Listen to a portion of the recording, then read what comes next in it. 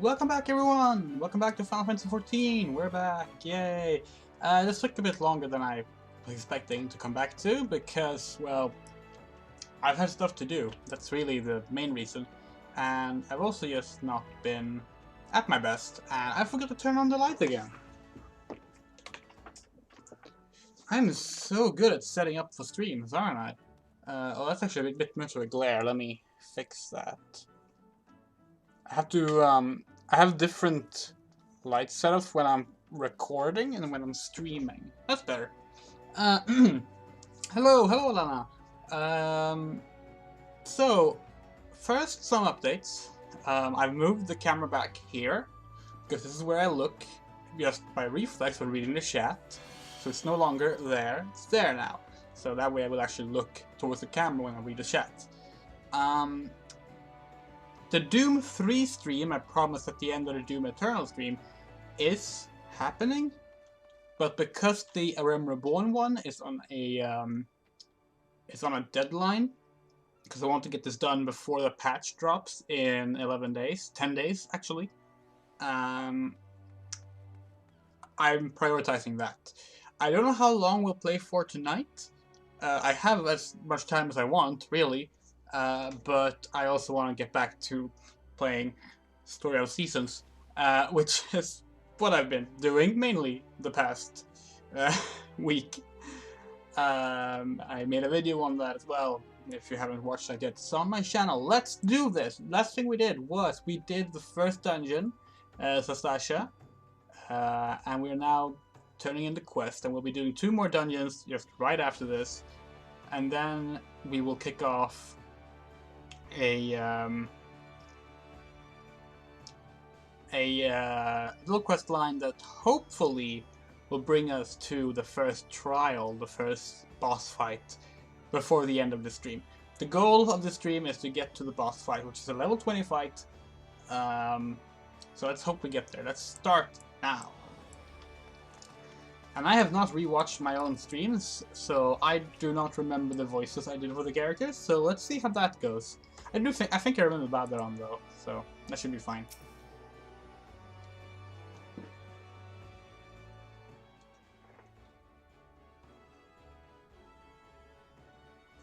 Aye, such a task was on the books. Was, mind. I'm afraid that ship has already sailed, friend.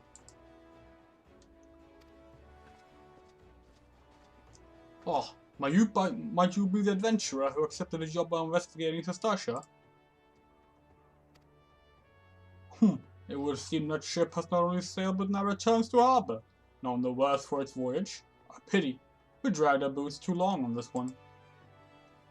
No matter, the wheel will turn and our chance will come. You're right, of course.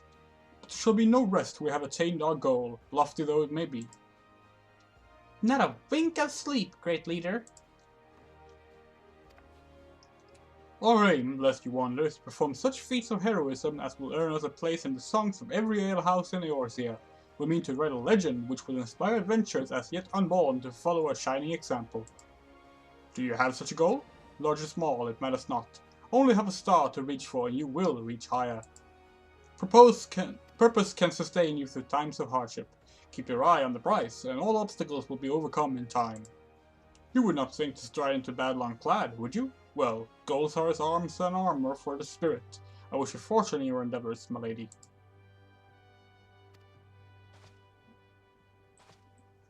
Don't think we ever see those people again.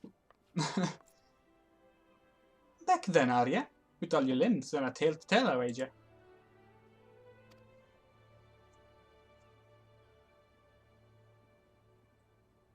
Fishbacks. And there I was thinking you'd only have to crack a pirate skull or 3.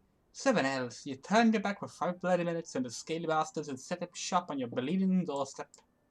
Still, sound like you left them in pieces, so I don't suppose they'll be carrying out whatever mischief they were planning.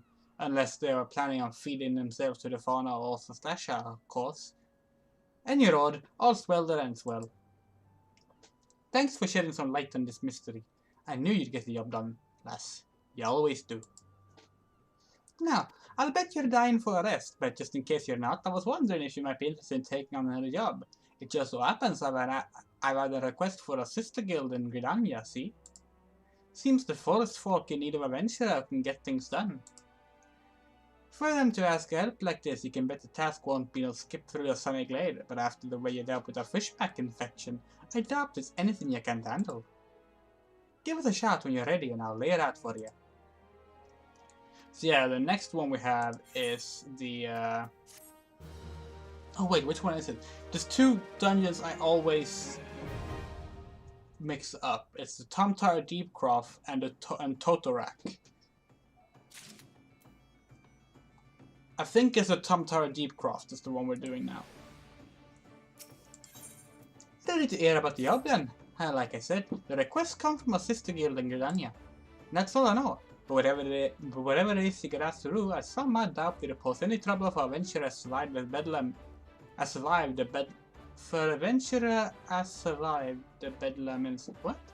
Pose trouble for a adventurer has survived the bedlam in society. Who? There should be a who here. Or an apostrophe there, so it has survived the bedlam in society, right? For adventurers survived the bedlam, whatever. If you think you might be interested, you want to have words with Mother Mion, my counterpart in GRIDANIA. Good luck, lass. Alright, so we are going to waste money and teleport to GRIDANIA. It's technically cheaper to, but we have a teleport ticket. It's good. It's technically cheaper to take the airship, but no one does that. Let's take the boat. Yeah, I think you can take the boat. No, wait, no, the boat to GRIDANIA doesn't go to Limsa. Yeah. Alright, so I guess we should, I really should have like done a quick back and forth and like taking all the aetherites here. I guess I'll do that some other time though. We won't be spending that much time in GRIDANIA right now, because the rest of the main story for this part of the levels will be in Thanalan anyway. That being the place UL'DAH is in. This is the Archers Guild. Archers become bards. Which really doesn't make that much sense if you're used to old Final Fantasy jobs, but they needed to stick in the bard somewhere, so they stuck it onto the archer. It's likely had the original aim of Final Fantasy XIV continued, bard would probably have been a very different job, and ranger would have likely been the job for archer. That's the traditional archer job, after all. But we will never know. The Tanaka version, as it's sometimes called, of Final Fantasy XIV is mostly a mystery now because of how very little of it we got before things were restructured. Here's Mother Mion. Take a seat wherever you like, friend. Our waitress will come take your... Oh? Not here to dine? Dare hope you're the adventurer Baderon sent word about. You are! The matron be praised. Allow me to introduce myself. My name is Mion, and the Carline Canopy is my place. With regard to the task in question, it's a fair bit to tell. Let me know when you're ready to hear the details, and I shall brief you. Welcome back, Lyda. Linkle mod. Oh, you're playing the Linkle mod of Breath of the Wild? I was talking with my girlfriend about that the other day, because she really likes Breath of the Wild.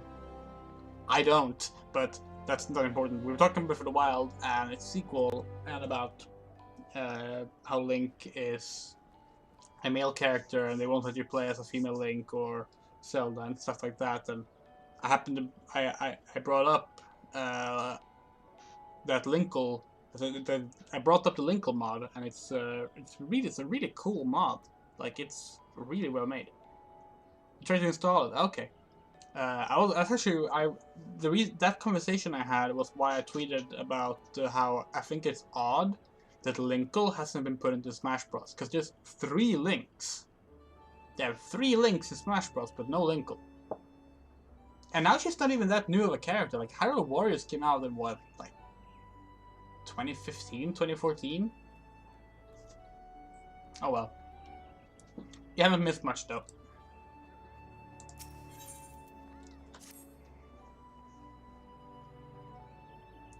Ready for the briefing? Good. Now then, here's the long and short of it. Beg pardon for interrupting me on, but our need grows ever more pressing. Have none stepped forward? And good day to you, too, Bowlord. Your need must be pressing indeed for you to honor us with a visit. The good news is your journey hasn't been wasted. I'm pleased to report that we have a volunteer at last, and one who comes highly recommended at that.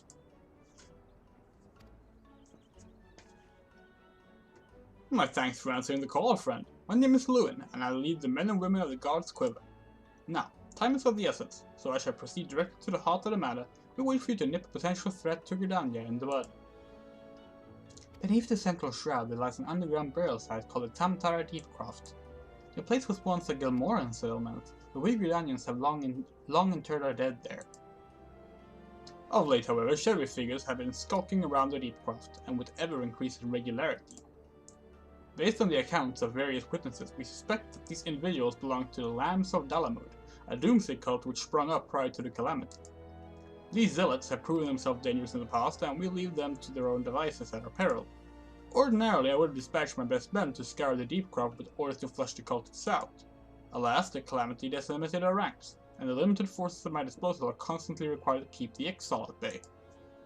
The birdmen have grown restless of late, and I fear a storm may be brewing,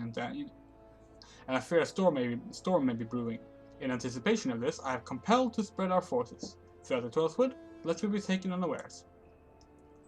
The situation so being, we must turn to others dealing with the Lambs of Dalamud. We rely on you to undertake this task, friend. You have my gratitude. Once you see into your preparations, pray make your way to the Deepcroft and identify yourself to the guard post at the entrance. He will apprise you of the latest development. That is all. Be careful out there, you hear? May the crystal guide you and keep you. God, talking. I have two blisters in my mouth right now, which makes my already I already slur my words, and I also have a stutter that I've worked hard to get rid of as much as I can. But it makes it even harder to speak, so I apologize if I just end up sloshing together words like that. I try not to. Actually, one of the reasons I started doing videos where I talk a lot, like video essays and the like, was to try and get used to articulating better again, because I used to be much better at articulating when I did theater and the like, but I don't do that anymore. So this is my best.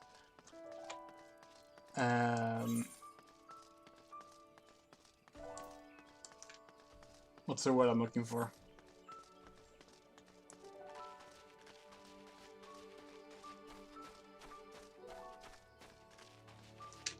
Outlet for that.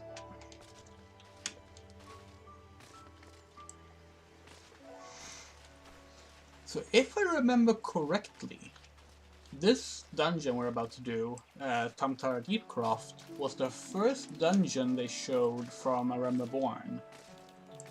I could be wrong, but I think it is. And they mentioned that it's a Gilmoran settlement. Gilmora, in Final Fantasy XIV lore, is an old civilization lived on the ground here in the Shroud. And upon communing with the forest spirits, that I don't remember the actual name of, might just be elementals, they ended up coming up to the land and stuff. And there's only really 2 quests involving the Gilmora. There's this one, which doesn't really involve them, it's just that you go into a part of Gilmora. And then there's the Palace of the Dead quest line. But they were originally meant to be a big part of the Tanaka version of Final Fantasy XIV. There's remnants of Gilmora dungeons with unique Gilmora structures and stuff that has never actually made it into the final game. That were just sitting there unused in the world map of 1.0. Art Hawk. Oh god. I never did voices in Art Hawk though. I only edited Art Hawk. Oh, here they are actually. The people that we met earlier. Oh, hello, Georgina. Art Hawk, if you don't know, was a collaborative effort between me and Jonathan Holmes, who I think is mainly known these days for. Actually, I don't know what he's mainly known for these days. He's an editor at Destructoid. He's been that for like well over a decade. But he's done a lot of like just unconventional, strange comedy videos and some non-comedy ones as well. And I collaborated with him on a project called Art Hawk, which was a series where Dr. Artemis Hawkins, who is a hawk, of course, explained why certain videos were art. It was mildly popular, and I did all the editing. I wrote the script for one episode. I wrote the script for the Final Fantasy 15 episode. That was a special request from me because I wanted a Final Fantasy 15 Art Hawk episode as part of my countdown to Final Fantasy 15 thing I did. Other than that, they were written by Holmes and recorded by Holmes. Not why I call him. I don't know why I call him Holmes, not Jonathan. We're friends. But I did the editing, and it was a lot of fun. Not the only thing I did collaborative. Not the only collaborative effort between the two of us. No idea if it will ever come back or not. It was only mildly popular. I think we sort of squeezed out of it what we could. I think I have a playlist on this channel of all the available Art Hawk videos. I'm not sure if it's actually every episode or not, but at least most of them should be there. Which should be like, I think the first one was like Grand Theft Auto, the art of Grand Theft Auto, maybe. I think we recorded one for Gears of War that never released, or maybe it did. Like DayZ got one. Like it was fun. It was fun. Okay. So we meet again. Can't say I'm surprised to see you here. You took the prize back in Lindsay, but this time we will give you better sport, or I am no true adventurer. Gods, I hate mausoleums. Sounds right to disturb the dead in their slumber. Think of a goal, sister. One day our adventures will be the stuff of song, and it would all be worth it. I thought we would meet the adventurers outside the first dungeon here, but I guess not.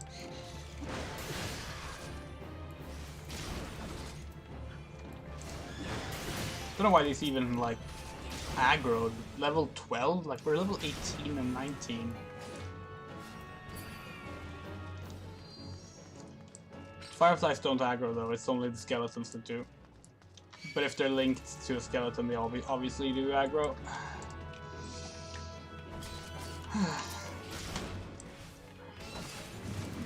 Yeah, I've been playing lots of Story of Seasons.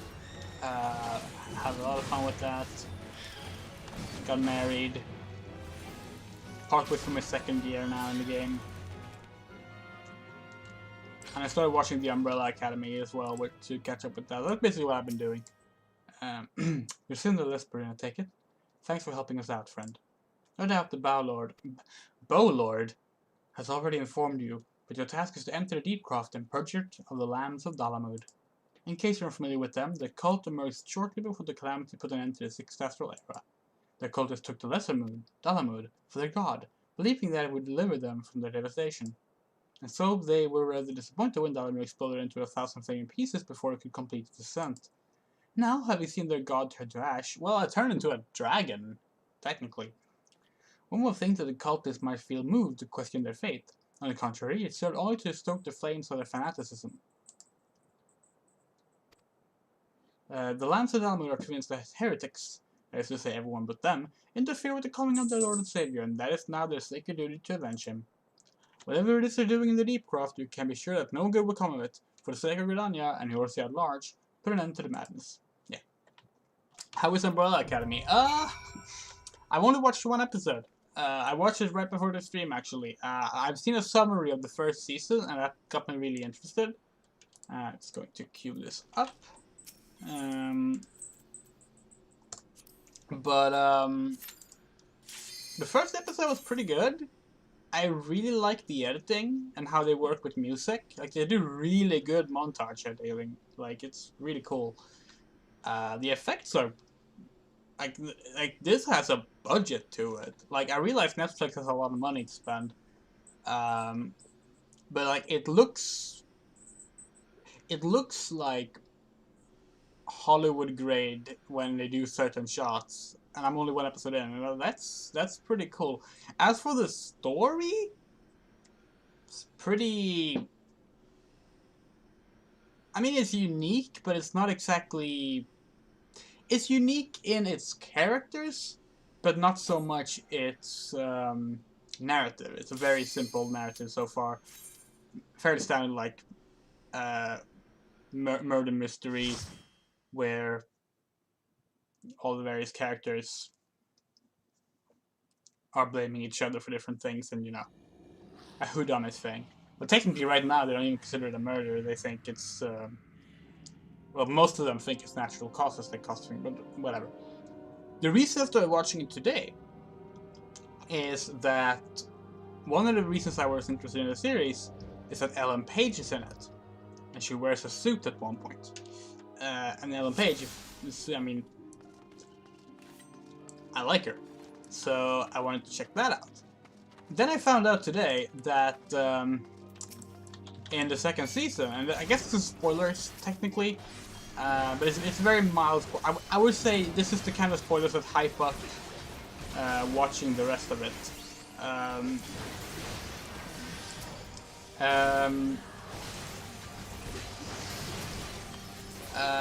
In the second season, she's gay.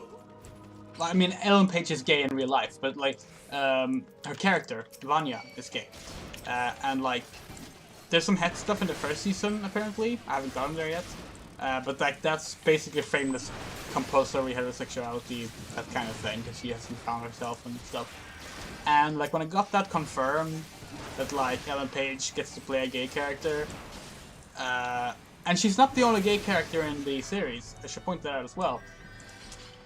And that it deals with like the homophobia of like the US in the 60s especially and stuff like that. At that point I was just, okay, I'm watching this now, and I instantly like just went over and started the first episode, even though I was supposed to be preparing for the stream. I was originally planning on, oh yeah, I forgot to say hi. I was originally planning on like doing a few side quests or something before streaming.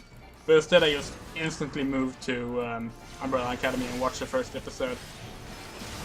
It's 10 episodes per season, 2 seasons so far. Second season just came out, and you know it's Netflix, so they drop everything at once.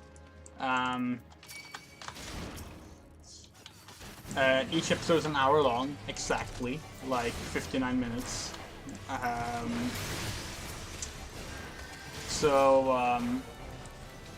You know, it's 20 hours to watch. I've only watched 1 hour so far, but I mean, I'm enjoying it.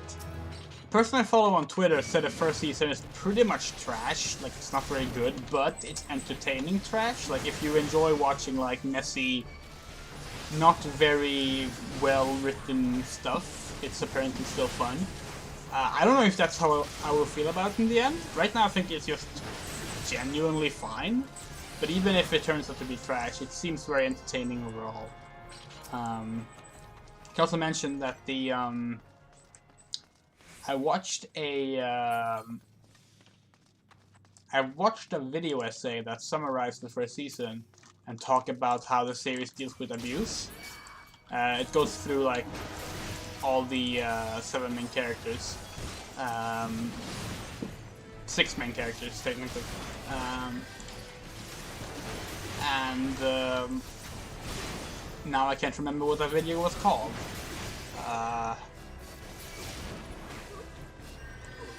I was going to recommend it, but I guess I can't because I can't remember what it was called. That's annoying. I can't remember who made it either, like, because I discovered the video essayist, I believe, through that video, so now I'm like, ah shit, I don't know who made it.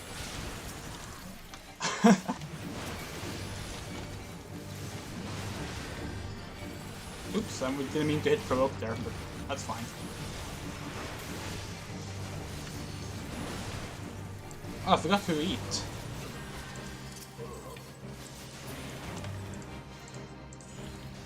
Yeah, so these are the Gamora ruins. And they're essentially just rebuilt of certain unused assets from 1.0's unused dungeons. And some of the used dungeons, for that matter, as well. Sadly, none of the Gamoran unique items from those dungeons made it into this. For example, there were Gamoran doors and stuff, and switches that just never appeared again. Don't know why. Yeah.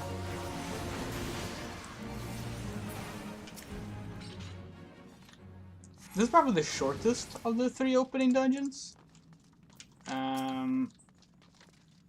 Oh shit, I should have probably done the rolling first. I can roll during. What's that?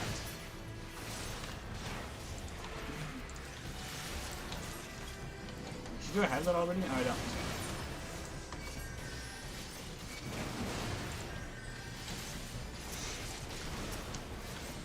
That's what I've been doing in the absence between streaming. Watched a lot of Kid Out of Footage-chan, which I've been slacking on. It's a good show. It's the follow-up to Puripara. It's not a sequel to Puripara, it's the follow-up, as in it's the next series in that brand. It's not as good as Puripara, but I mean, when you're not as good as the best idol series ever made, that's, you know, still commendable. It's a lot of fun. I've basically sworn off this season of anime. It's terrible. The season of anime sucks. There's nothing good. Like, Decadence is okay, I guess. I haven't gotten around to Lapis Relights yet, but apparently that also is just like okay. And there's some good stuff from earlier seasons. We can skip that. We already have the map. There's some stuff from earlier seasons that's okay. Like, you know, Digimon Adventure is still good. Precure is still good.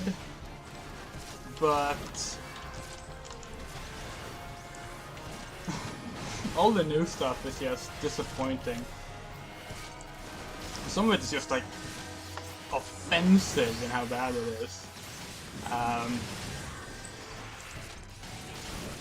Like, I'm probably going to end up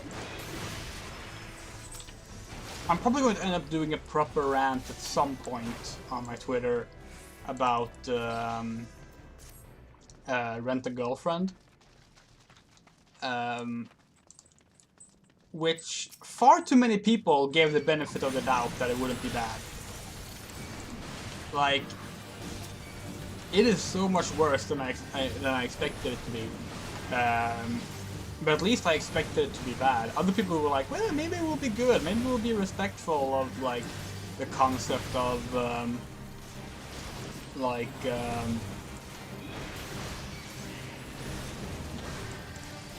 what's the actual term is not rental girlfriends, it's,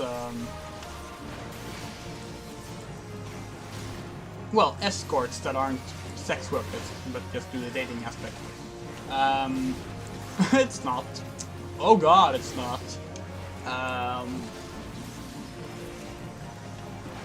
That show is just so horribly misogynist and so incredibly like, woe is me about, you know, the struggle that, you know, incel men have to face, essentially.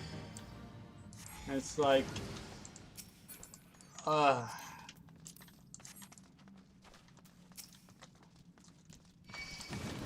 So yeah, as a result of anime sucking now, I have ended up just watching some stuff that's been on my backlog. Like I'm catching up with Kirata Puri-chan and Yashin-chan Dropkick. Finished rewatching Idle Time Puri-para, which my girlfriend hadn't seen. So we finished that together. And actually, the first time I watched it with subtitles, so that's cool too. Because I watched it as it aired every week on a low quality stream.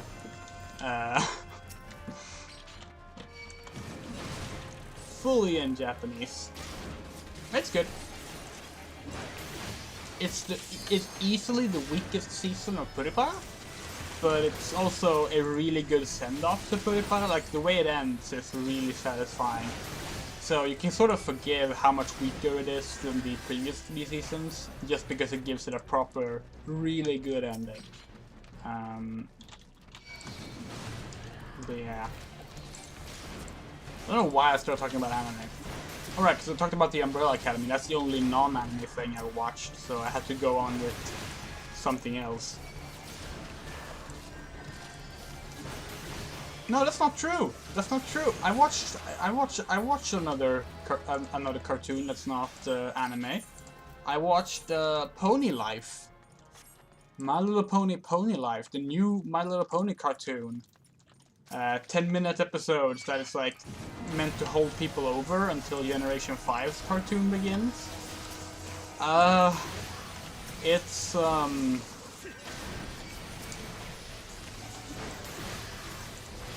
well, when it's funny, it's pretty good. Whether it's funny or not is a complete gamble. Like, it's a very odd, like, gag-style show that just doesn't even try to introduce itself. Like, you watch the first episode, and even as a My Little Pony fan who have watched all of the original series, all of My Little Pony tales, G3 movies, all of Friendship is Magic, all of Equestria Girls, I was watching Pony Life in the first episode, and I was lost. Because they start as if you already know what the gimmicks with this version of My Little Pony is. Like, they have, for example, they have potions that do various just magical things. They don't introduce this. They just shove a potion in their mouth and stuff happens and no one reacts to it. And it's like, it's very odd. It's very odd. I'm not sure what they were thinking. Also, the art style is very awkward. It's not a bad art style, but it reminds me of Happy Tree Friends. And not only do I not like Happy Tree Friends, but I don't want to watch a cartoon aimed at kids and be thinking about Happy Tree Friends. If you don't know what Happy Tree Friends are, it's an old web cartoon about essentially cute animals going through horrible, horrible, gory deaths and the like. It was one of those, oh look, it's edgy and funny because we did something inappropriate with something that looks kid-friendly kind of things, you know, Newgrounds humor. And that's, like, yeah, exactly. So I'm watching this, like, genuine My Little Pony cartoon, and all I'm thinking of is, like, this looks like Happy Tree Friends. I don't want to think about Happy Tree Friends while watching an official My Little Pony cartoon.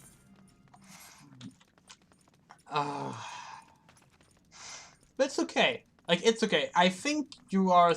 The thing is, like, it doesn't seem to be canon to Friendship is Magic, because, like, they reintroduce characters that they should already know, and, like, a bunch of differences are made to like, the characters and stuff like that. But it's still the same characters in the same universe. So it's like, you know, it's sort of like a non-canon gag thing, essentially. But the problem with that is that they seem to both expect you to know the characters. Well, they seem to expect you to know the characters, because they don't introduce them. But the characters are not in any way introduced. But the problem is that if you know the characters, you're just thrown off by all the differences. Because like you're like, oh, I know this, I know these characters, cool. And then the characters will like do something, or they will interact with someone that they're supposed to already know, but now they don't know them, and it's just strange. But it's okay. It's okay. I mean, it's something to watch until G5 happens, and I'm very interested in My Little Pony G5 because Friendship is Magic went on for 9 years. It went on from 2010 to 2019, and for the most part, it was good. And I'm just imagining, like, having to follow that up. Something that huge and influential, and with the entire Brony legacy. Oh no! It's a Mind Flayer from the NES Final Fantasy 1! I think, yes, Friendship is definitely worth watching. But like...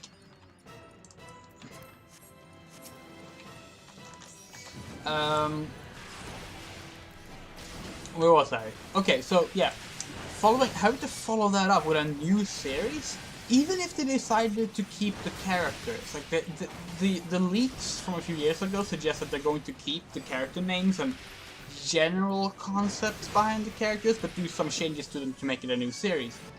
But even with that, you have to follow up something that massive, and like that's not going to be easy. There's going to be so many people who just denounce it based on it being the sequel to Friendship is Magic alone. It's Final Fantasy VIII. It can be how good you want it to be. There's a sequel to Final Fantasy VII, which means it's not going to be as popular.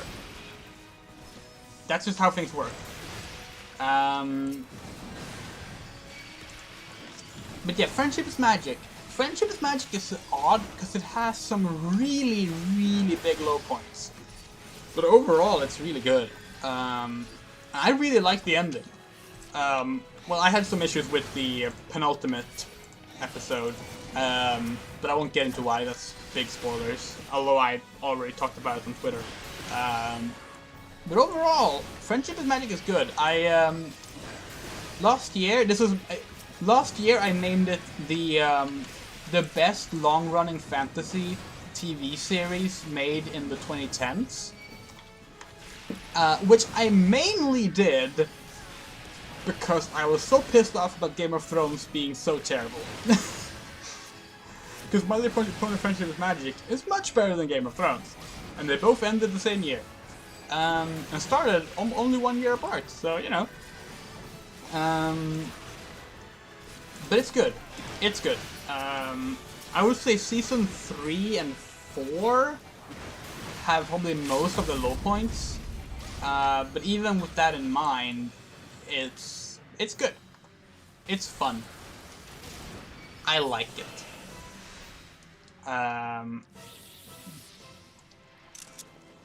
My favorite character is one that is generally hated, so that sucks, but still. You said you watched Equestria Girls. Which Equestria Girls did you watch? Because, there's a lot of Equestria Girls.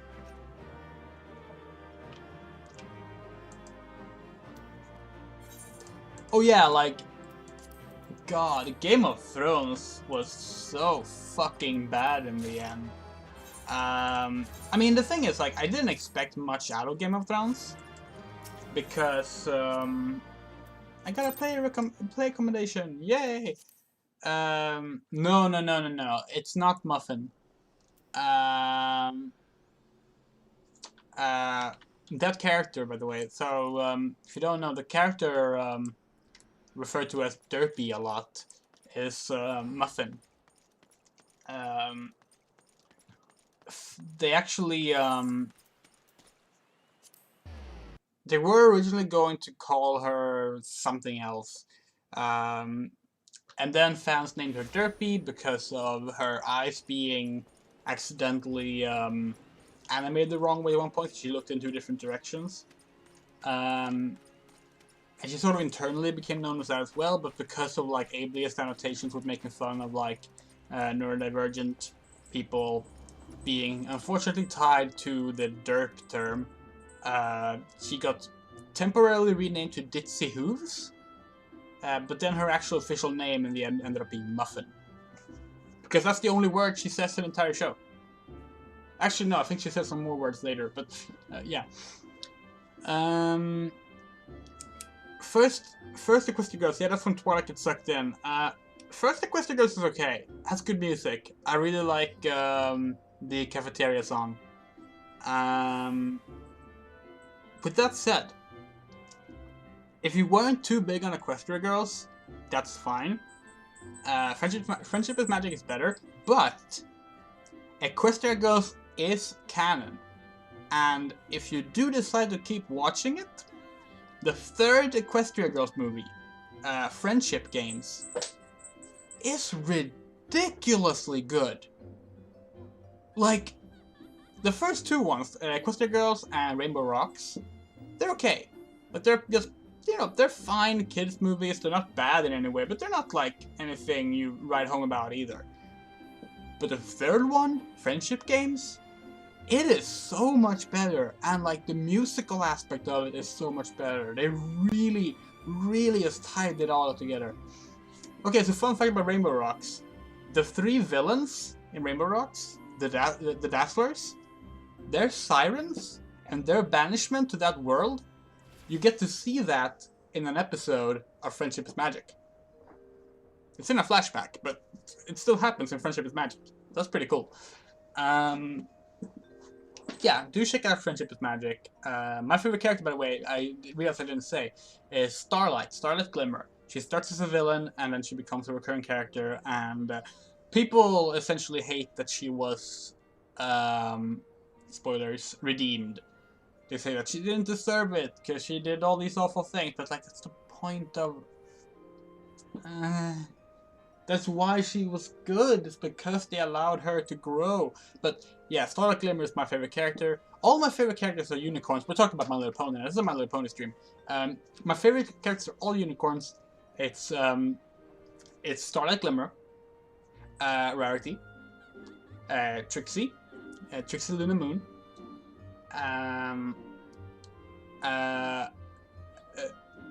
name, Tempest Shadow, and then I would probably put Sunset Shimmer.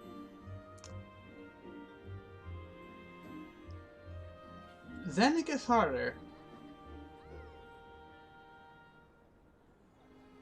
I think I'm gonna go with Rainbow Dash after the top 5. We get the first non-unicorn.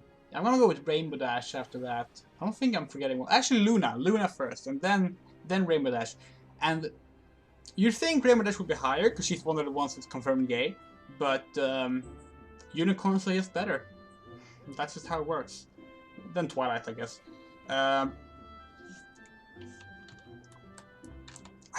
The thing is, like, I could talk about.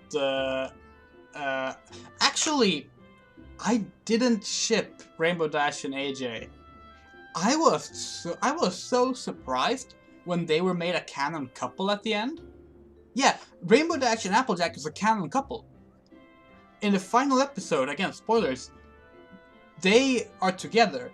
And like, they get introduced in the final episodes, they're basically like bickering about domestic life stuff with each other. And like, staff on Twitter confirmed that that was like meant to show them as a gay couple. And they're not the only confirmed gay couple either. But yeah, that's amazing. But I didn't actually ship them. I like their rivalry, and it makes sense to ship them. But they weren't my ship.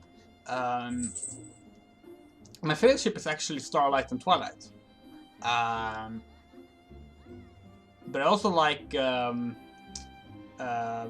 Twilight in the Equestria Girls world. Sci-Twi, as she's called.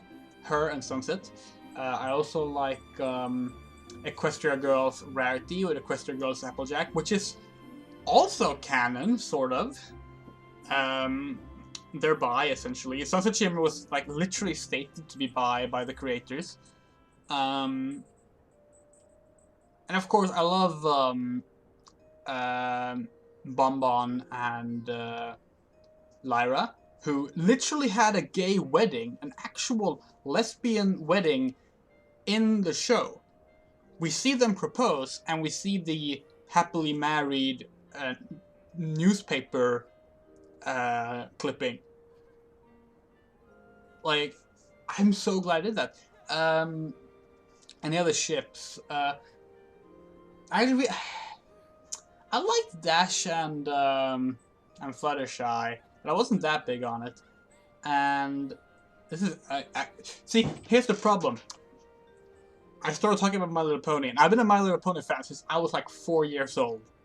I have collected ponies most of my life.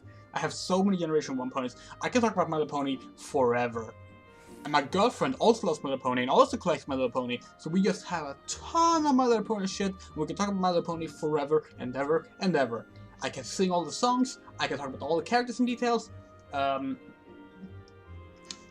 This could be an entire stream. In fact, we are such big fans of My Little Pony that we literally just 2 days ago got a My Little Pony board game to play with our friends on board game night.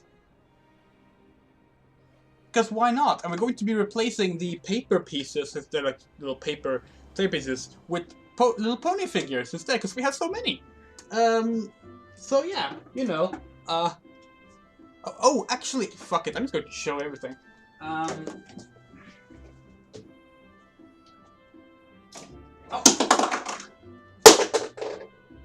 No pressure. Okay, so before I was dating Clara, my girlfriend, I got her a Christmas present, but I couldn't give it to her until after we were dating. But I got her this. A Sia... This is Sia's, the singer Sia's official My Little Pony plushie. And I got her this when we met first time after we started dating at NARCon Winter 2018. And for my birthday, I think it was the same year, she got me this. This is a Starlight Glimmer plushie. There are no official Starlight Glimmer plushies. This is a custom made, or not, this is a fan made, professionally made Starlight Glimmer plushie. Because she's my favorite. It's one of the best gifts I've ever gotten. Like, the fan-made plushies from My Little Pony are better than the official ones. Like, it's ridiculous. Like, it's so very detailed, and they cost a bunch. And she got this for me. So yeah, I fucking love My Little Pony. So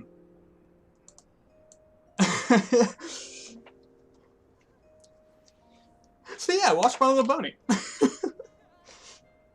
I mean...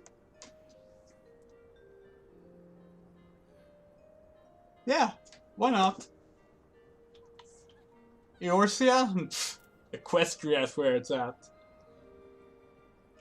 You know, I say that, but there were actually fans who were working on a MLP MMO.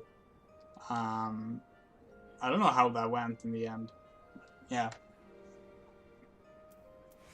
Starlight Sad doesn't appear until Season 5, and she's not a recurring character in Season 6, but it's worth it. There's one episode that I absolutely did not like, that I really was just like, oh no. And that's the Sister Hoof Social. Actually, I think the episode's called Brother Hoof Social. And it just has needless transphobic connotations to it. It's awkward.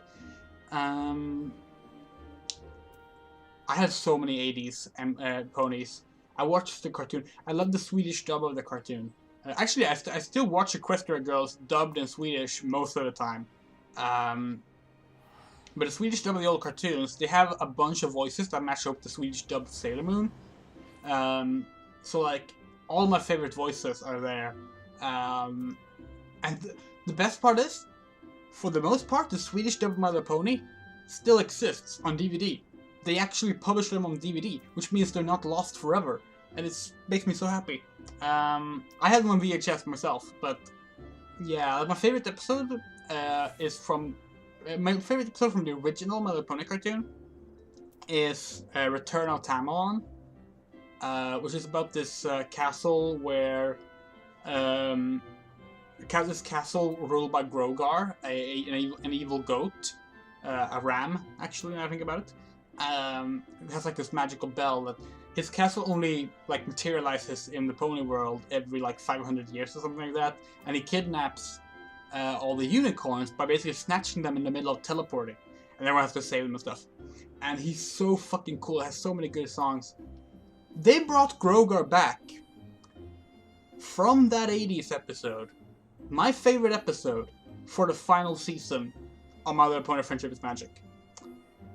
Sadly, I'm not going to say how, so I don't want to spoil it, I absolutely hated what they did with him. But for a second, I was just amazed that my favorite episode's villain returned in the modern series, and that was cool. Final Fantasy. Final Fantasy.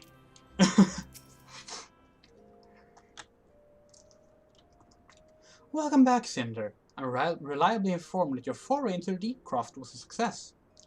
Not that I expect anything less, Baderon's ring endorsement left me a little doubt as to your capabilities. Even so, you are to be commended. Bowlor Lewin asked me to pass on his thanks. I must say, it's something of a relief to be able to call upon such a capable adventurer. Sadly, death has become an even more common occurrence within our fraternity of late. Times being what they are, the guild is constantly inundated with petitions, and we are hard-pressed to find enough hands to deal with them all. While this means no shortage of work for able souls such as yourself, it also provides ample opportunity for the inexperienced to overreach themselves with predictable consequences. As if to illustrate the point. Oh, here we go. Avere's gone, and it's your fault. If it hadn't taken you an age to heal him, he would have still been alive. but I tried. He bolted out of range before I could finish the spell. It shouldn't have been so hard pressed in the first place. We should have done more to lighten his burden. To hell with this pathetic excuse for a party. I'm leaving, and it'll be too soon if I never see your faces again. Goodbye and good riddance. I'm leaving as well. Oh, she's a woman. Forgot. I'm leaving as well. I bet this comes as any surprise, but I never liked you. I only suffered you for your healing. You couldn't even do that one thing right. Cruel though this may sound, you brought this upon yourself. Oh, and by way of some parting advice, get rid of Avere's head. Bury it. Cremate it. Do whatever the hell you like with it. For God's sake, stop carrying it around. It's just get rid of it. All right? Wait. Don't leave me alone, please. I'm so sorry, Avere. Please forgive me. Scenes like this have become all too common. This makes a dozen times in half as many days.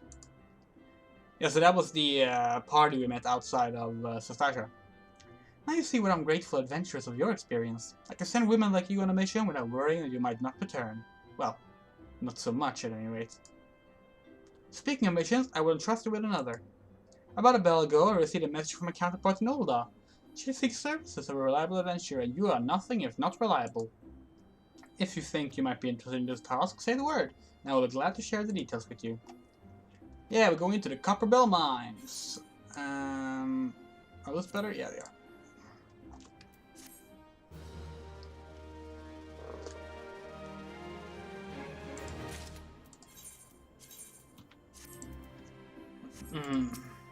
So you're not averse to taking a little trip? Wonderful. As I mentioned earlier, the request comes to us from the Adventurers Guild in UL'DAH. Once you arrive, seek out Momodi, the proprietress of the Quicksand. Think of her as the Sultanate's version of myself. Chances are she'll send you into the midst of danger, but I have every confidence you will pull through unscathed. Now off you go, Cinder, and good luck. Yay! We're going to UL'DAH!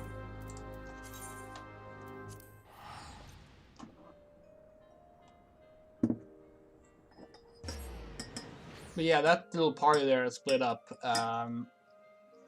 They're a little bit recurring. I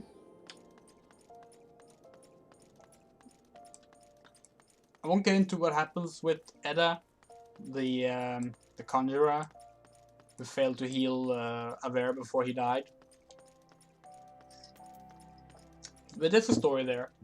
It's side quest, but it's there. It's really good. If you ever play, I recommend it.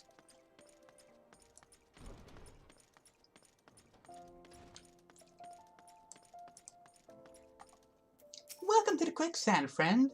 I'm a tad busy right now, if you wouldn't mind showing yourself to... Judging by your determined expression, I take it you ain't here for ale. Are you called Cinder Lesperin by any chance?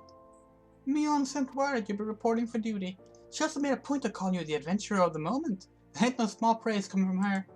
But you didn't come all the way here to listen to my prattle. Doubtless you're eager to get started, so let's talk business, shall we? I really like Mori. She is fantastic.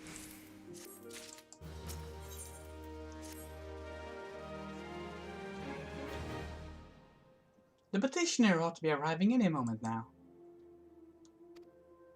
Gods almighty, another second under that sun and I would have been set afire. Tankard of ale if you would be so kind. This is Papa-chan. He's awesome. Excellent timing, Papa-chan. It just so happens the adventurer who'll be handling your petition is here. So this winsome lass is the much-lauded adventurer, is she? Marvelous, marvelous. A pleasure to make your acquaintance, my lady. I'm Papa-chan, formerly of the Sultan's Warren. I thank you for agreeing to lend us your aid. May you perhaps... mayhap you'd like to apprise Cinder of her mission? Yes, of course. The petition in question was submitted by an acquaintance of mine at the Maljan Song's mineral concern. It relates to an unfortunate development at the Copperbell mines. To be plain, giants have seized control of the place. These giants are the clan known as the Hecatoncheires, fearsome creatures who were sealed within the deepest depths of the mines during the bygone Thoran dynasty. Alas, it seems they have managed to break through the layer of rock which served to imprison them, and now prowl the tunnels where the miners ply their trade.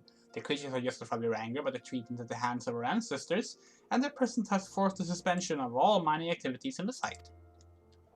It's no wonder they're angry. Didn't the Thoran dynasty come to an end over 300 years ago?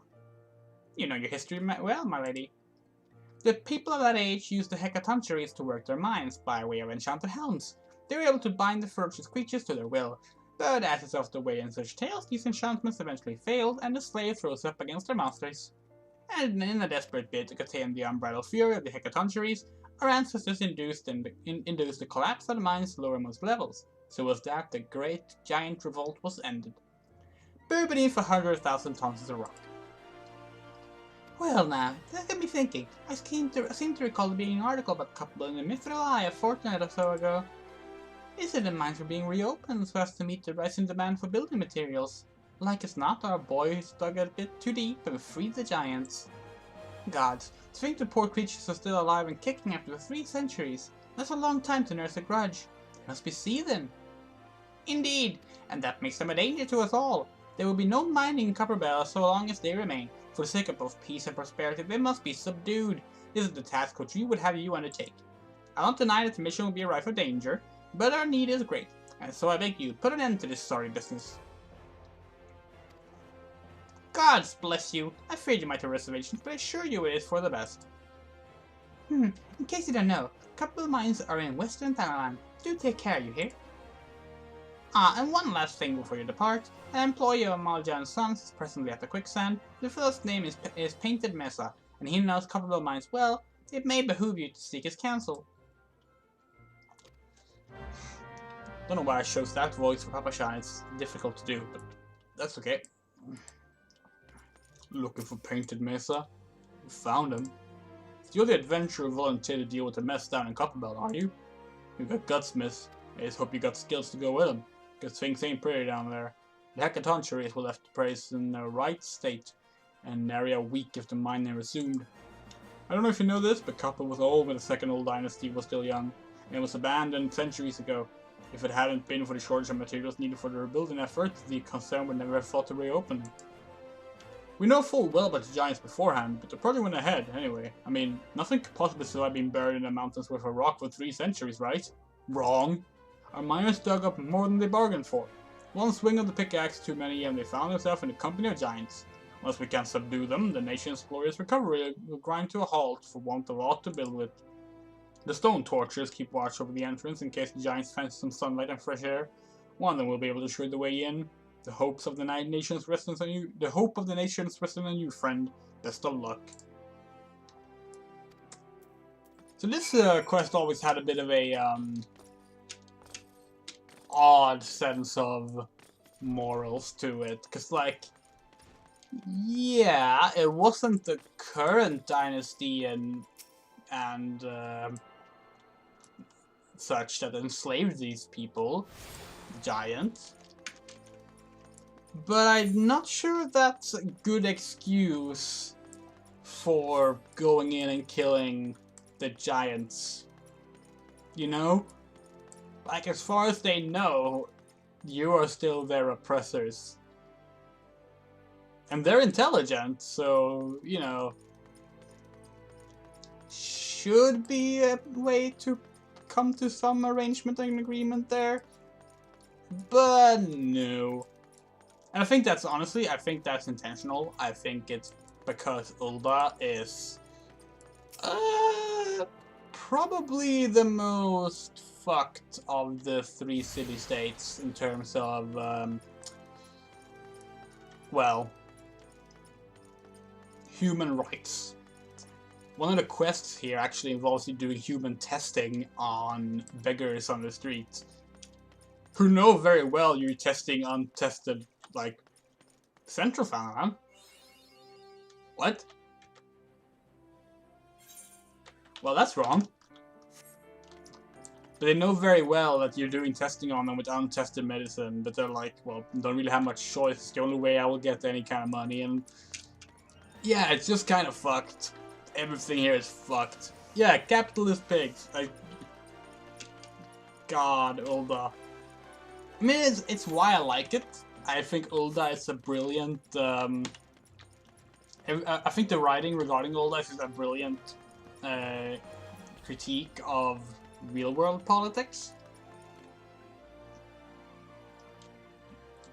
And I like that actually a lot of the main story of this West of Taiwan takes place in UL'DAH, especially in the patches, because you get to see just how deep the evil mindset of the ruling class and such go. I mean, it does still have the typical thing of like, oh, but the actual ruler is kind-hearted, because you have Sultaness Nanamo, and she's kind and all, but you know, she's also just a figurehead primarily, so what can you do? There's a really good story in patch 2.2, I think that's where it starts. It's literally just about refugees. And I will remind you that when this came out, when this was new, the refugee crisis has just started brewing. And it is kind of terrifying how spot on some stuff is, and how, like, poignant things were. Cactar! Like, Final Fantasy has never been shy of politics. But 14, like, it really goes there. And it's good. It's good. I would argue it's at its best when it does that.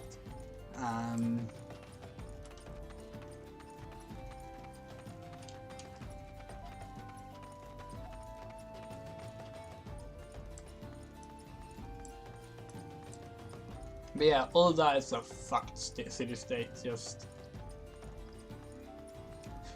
See, what they call them...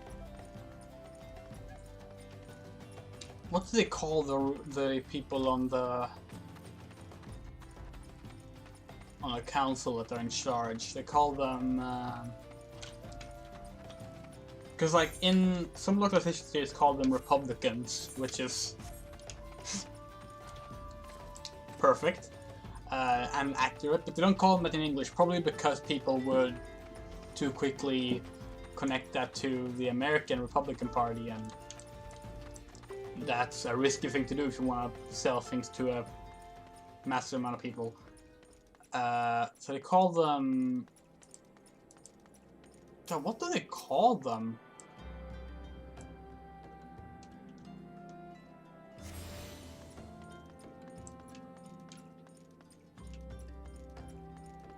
I don't remember what word they used instead, actually. Monetarist, that's what they used instead, yeah. Yeah, for example, if you play the game in German, for example, it's just Republican. Like, it's very on the nose. I forget what it is in Japanese, but it's basically the equivalent there.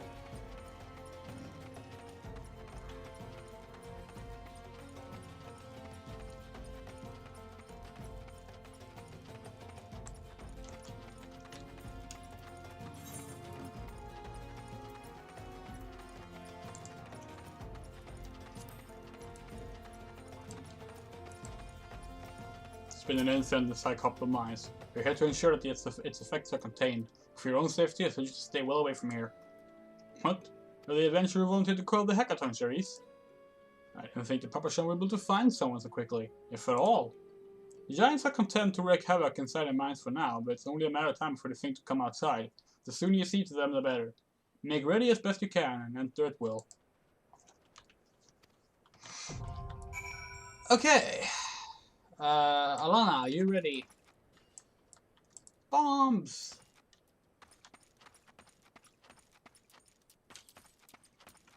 The bombs have a really good design in 14. I mean, very traditional Final Fantasy bomb, but still, they really made them work in 3D in this one.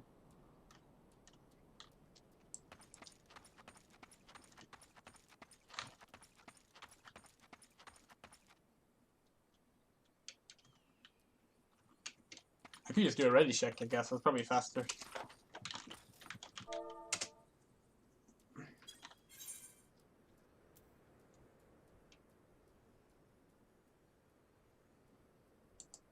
Cool. Okay, let's do this.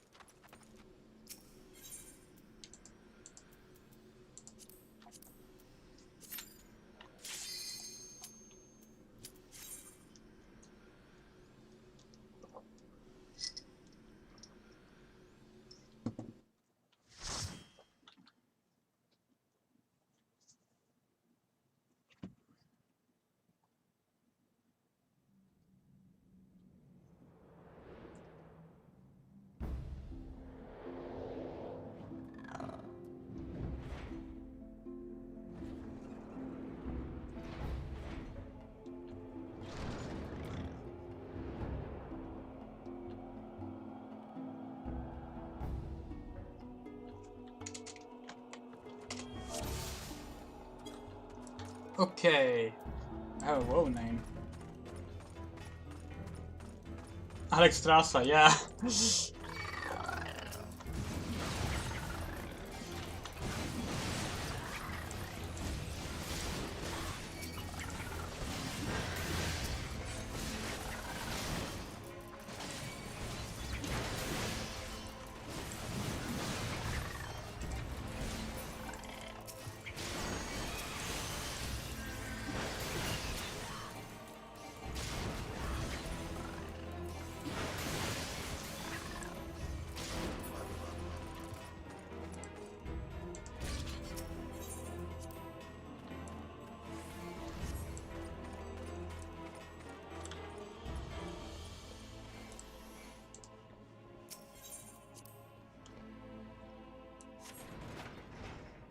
Oh, I was going to say, hey, no one's lagging in the elevator, but no, they are.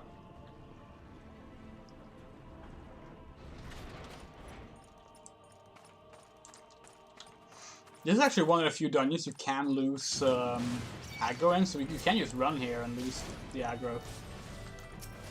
Maybe I'm thinking of the hard dungeon, actually. Most dungeons have a hard version, which, despite what they're how it sounds, it's a completely different dungeon with a different story. But it's still called just a couple of mines hard, and that might be the one where you can actually lose aggro. Otherwise, you're not supposed to be able to in dungeons.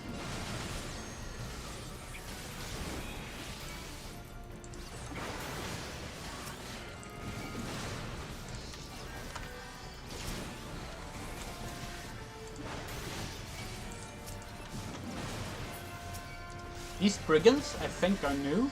I think they first appeared in Final Fantasy XIV. Could be wrong, but I'm pretty sure they were. Same thing for the goblins, which are those incredibly ugly crystal creatures that we fought earlier. I really like the brigands though, they're adorable. And in a way, honestly, the goblins kind of are as well. I just want to make sure I get the map. I'm not gonna fight these. I'm not gonna fight these, just gonna get the map. There we go. Okay, no, we're fighting them. Okay.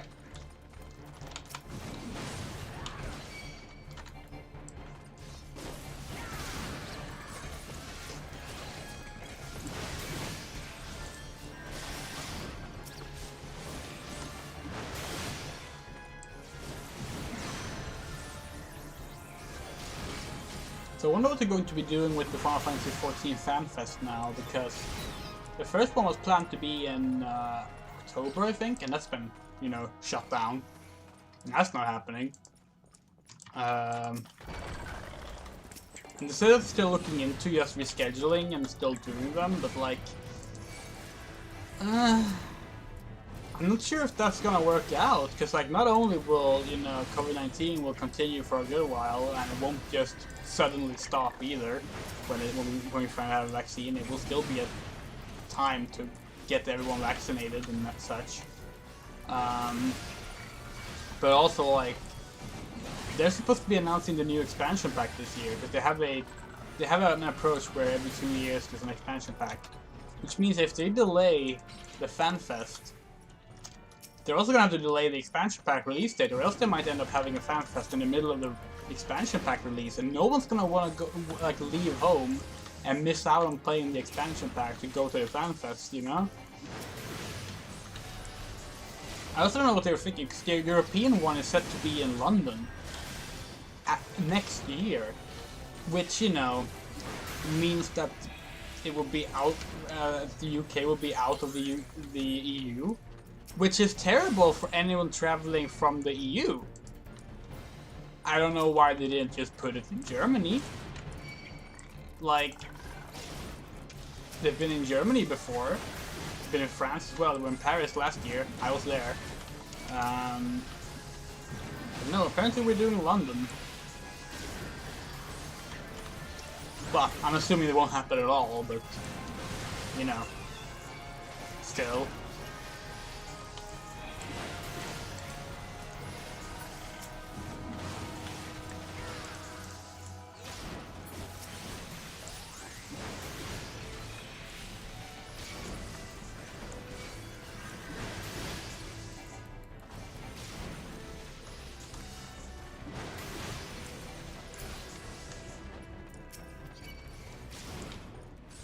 Doing a little larger pulls now that I have a bit better armor. I'm not gonna get too cocky with it. Mainly because, you know, I'm playing with other new adventurers and they might not have gotten all into the roles yet, so I don't want to burden the healer too much.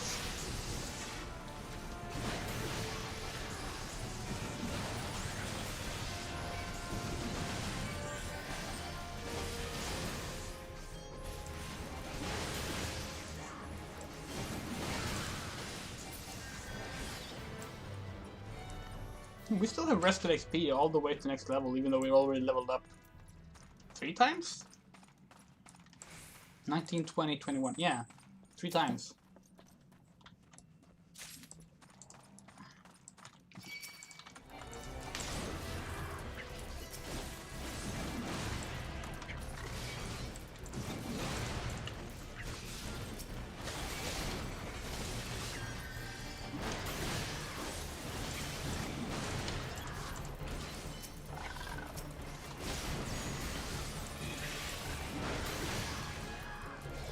Yeah, I'm really proud of the video I made last night. If you haven't seen it yet, I made a video about the history of LGBT romance in the Harvest Moon / Story of Seasons series. Because a lot of people don't know that it's not... A lot of people don't know that the new game is not actually the first time there's same-sex romance. It's just the first time. Is this the first time there's explicit same-gender romance in an English release? So I did a video going over that. I also got to explain the reason Harvest Moon is called Story of Seasons now, even though this is still Harvest Moon now, which is something that still confuses people, and I don't blame them, because it is confusing. It is confusing when a thing changes its name and another thing keeps the name that the other thing had. And it's all because Natsume are assholes. If you don't know, if you didn't watch the video, for example, Marvelous, who does the Bokujo Monogatari series, Farm Story or Ranch Story, if you want the literal translation, they used to rely on Natsume for Western publishing. But in Japan, they're self-published. And they wanted to start self-publishing in the West as well. So they decided to start publishing the series through Marvelous US and European division, and with some help from XIV and stuff like that for physical releases. Problem is, Natsume owns the rights to the name Harvest Moon, so they can't call the series that anymore, even though that's what it's been called since '97. So they had to come up with a new name, which ended up being Story of Seasons, which I just want to say is a really good name. Story of Seasons is a really good name. It actually really fits the game, and there were a lot of names they were working on. They were picking from. Like, I don't remember the exact options, but like one of the localization team members a few years ago on Twitter listed several ones that they were suggesting. And like one of them was something like crops and spouses or something like that, which was great. But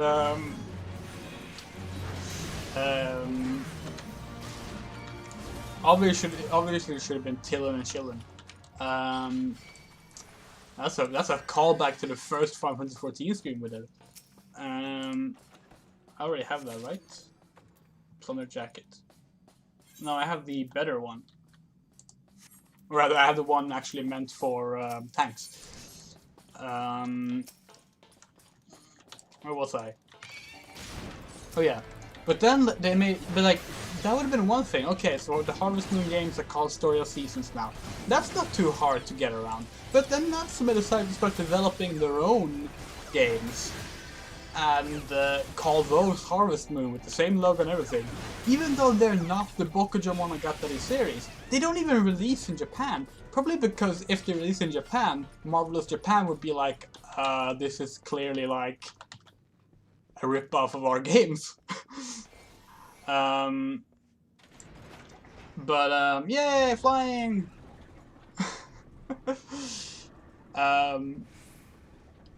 as a result, a lot of people who liked Harvest Moon bought the Natsume games, which are unfortunately all bad. They couldn't even be bothered to make some good games, and ended up just missing out on Story of Seasons because they didn't understand that was the actual Harvest Moon games. So I'm glad I got to clarify that in the video, because apparently a lot of people didn't know that.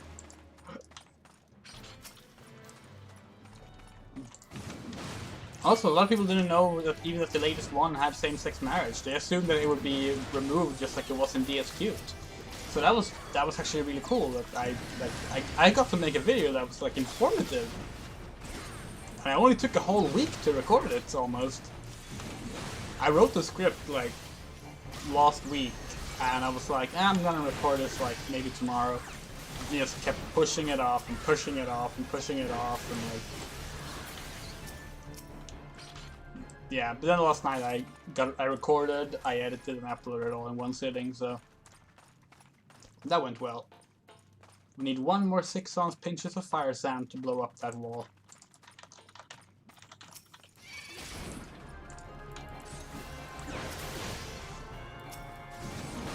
Of crop some spouses. I really should find that tweet again with the actual names, because they were great. Like, it was some really funny names that they mentioned, like, that they actually, like, considered before settling up their seasons.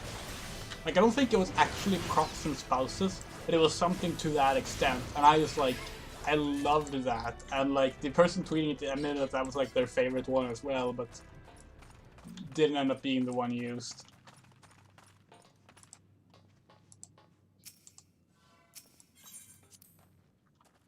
Boom! So this is a fun boss. This is the first puzzle boss in the game. You can't hurt this ire until you have blown it into smaller pieces. And hopefully... Nope, they don't. Okay. The ire can't be defeated until it's in small pieces. Use the blasting cap to blow it up.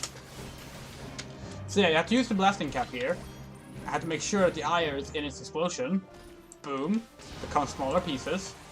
And when you've done that 3 times, you can destroy it.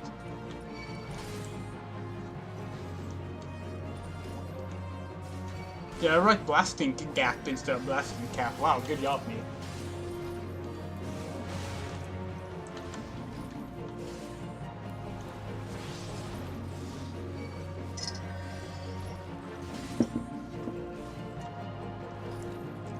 No, don't attack the blasting cap. Don't attack the blasting cap, please. Okay, good.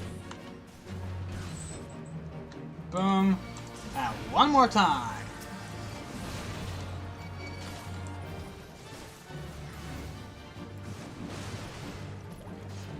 I will say, back in 2013, before everyone who had played the game knew this fight, this actually felt like a fun, clever puzzle boss fight. Now it's just annoying, because you have to wait for the blasting cap and keep new players from destroying the blasting cap, which is sometimes easier said than done. Because it doesn't have that much health, but it seems to be going fine. And now we can destroy them!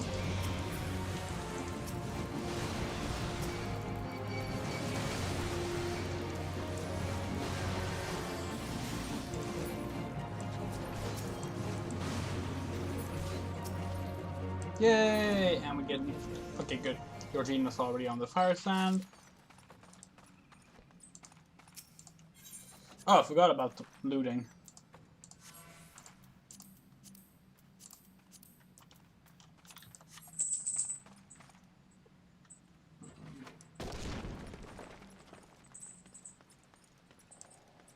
Will they trigger the enemies? Nope.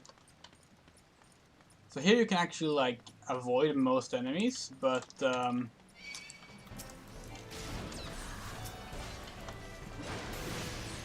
have to know the way around for that. And actually you need to go down in the center bit here to do that.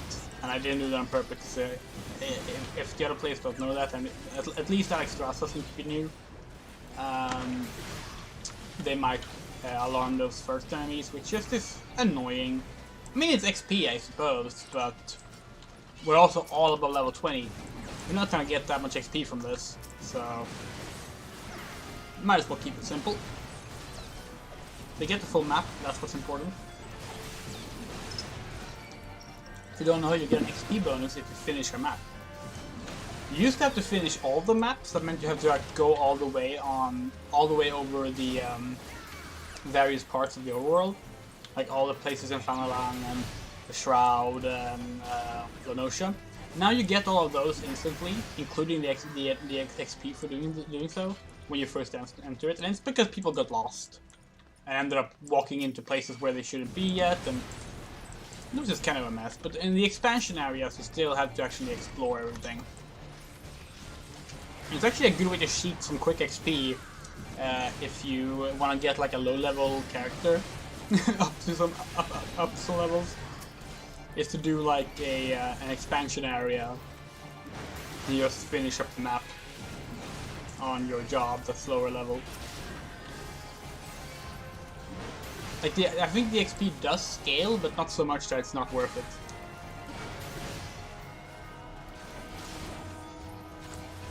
friend of mine is trying to get an old game I like running on modern computers through virtual machines.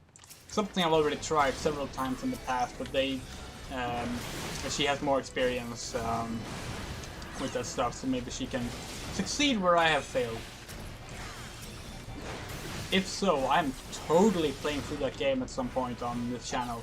In Swedish, the game in question is Atlantis: The Lost Tales, and it's a cryo point-and-click adventure game from 1997, and it has a Swedish localization that I grew up playing, and I love it.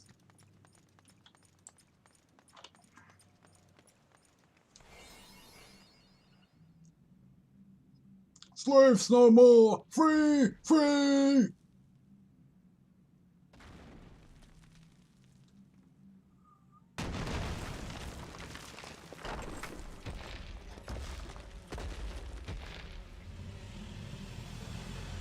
This is also meant to be a puzzle boss, but it isn't anymore because you're strong enough to just push through it now.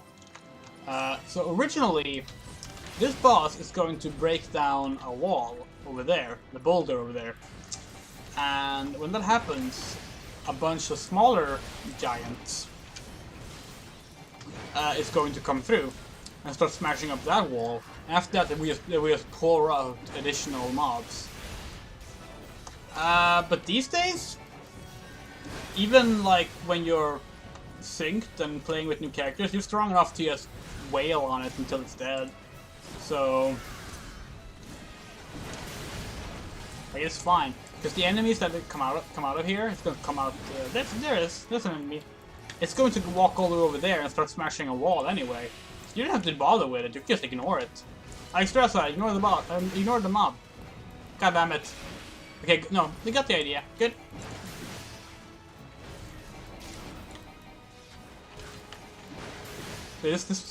Back in the day, when, like, way back in 2013, this boss actually was a bit hard, because you had to manage this and try and kill those before more arrive when arriving there. Because sooner or later that wall would be down, and then they would just be pouring in and attacking you. Good times.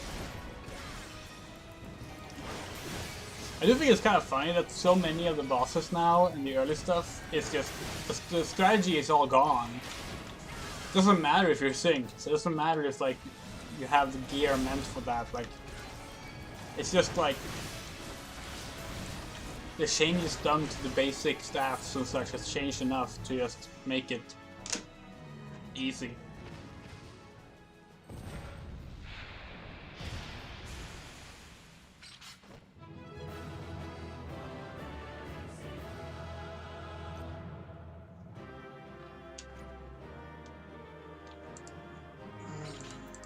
Passing that. Oh, whoa. Alex already left. Here I thought that they were the new one. I didn't get a commendation. I tanked that perfectly. Well, at least that should mean that Georgina got one, unless he just didn't give any.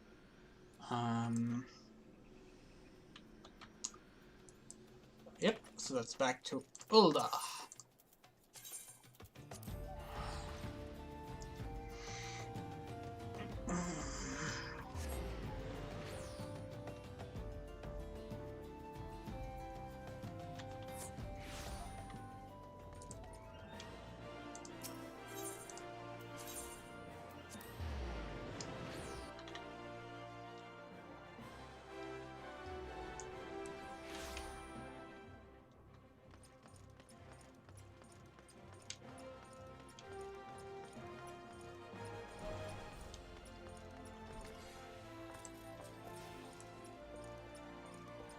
Oh yeah, it's time for this now.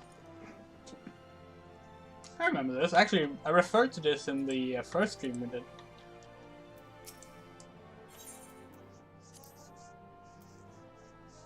It's solo duty time.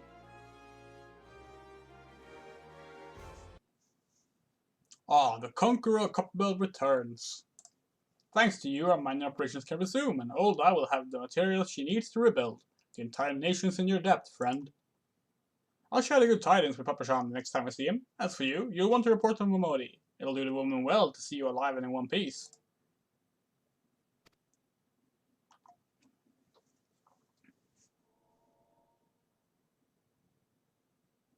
She clearly said, no! But, okay.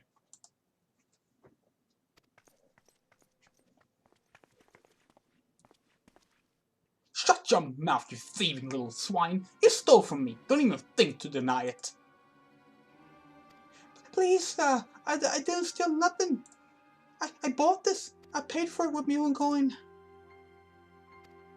What rot! You refugees are all the same! Couldn't afford maggoty mole meat, much less choice cut of dodo! I'm going to say one more time, give back what you stole or I'll make you wish you'd never set foot in this town. By rights, I should turn you over to the brass blades, you know. Help keep the streets safe for law-abiding citizens. But I'm a reasonable man. If you agree to serve me in whatever capacity I require, the authorities needn't hear of your crime.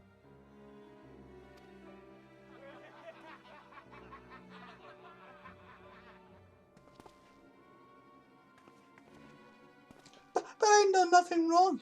12 is me witness.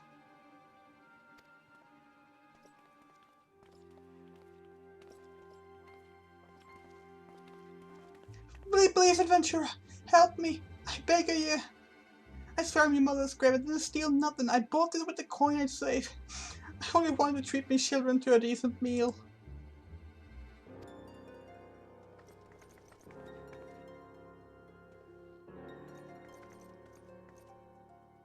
And who the hell's are you when you're home? What? And who the hell are you when you're at home? This dog's master? I've had enough of this murmur's farce. You lot, teach them a lesson. Murmur's farce, not murmur's farce.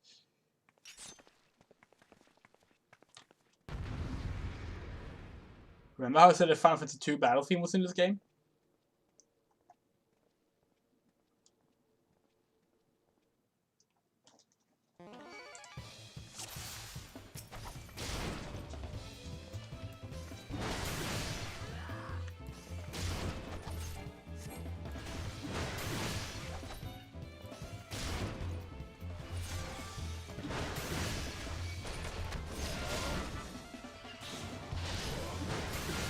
Not bad for an adventurer.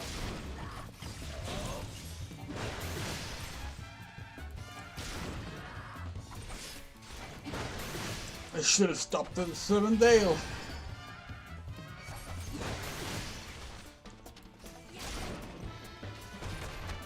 Stop letting go up and give me a hand, will you?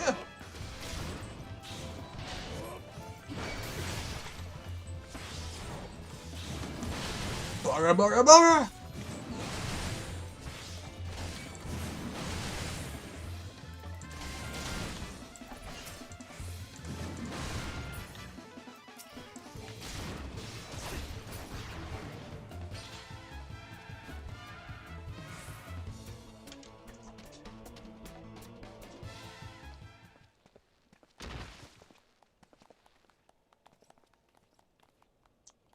I ain't getting paid enough for this. Why? Where the hell do you think you're going? Thank you, kind adventurer. Thank you, thrice over.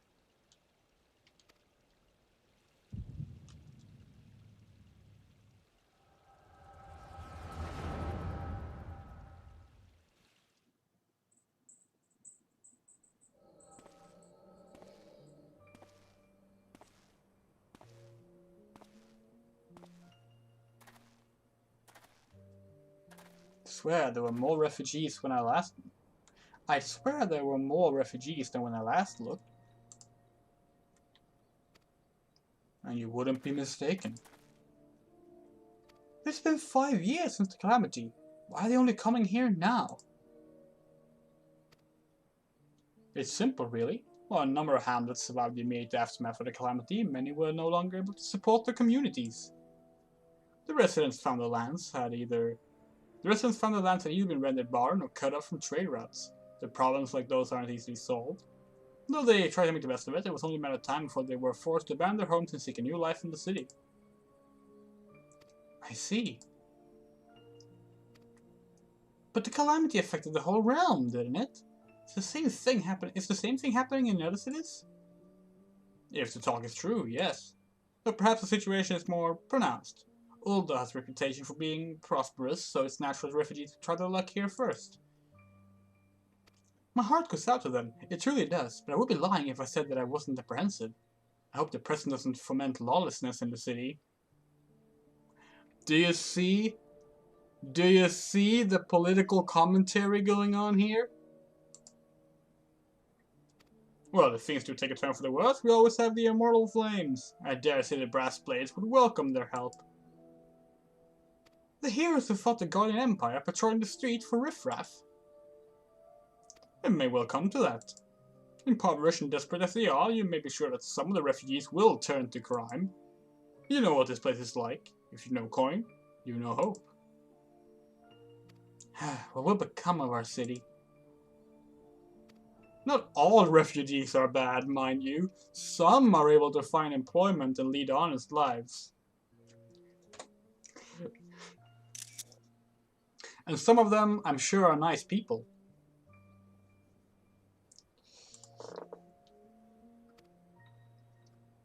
Dodo tenderloins! Get your dodo tenderloins! Guaranteed cheapest in Thailand!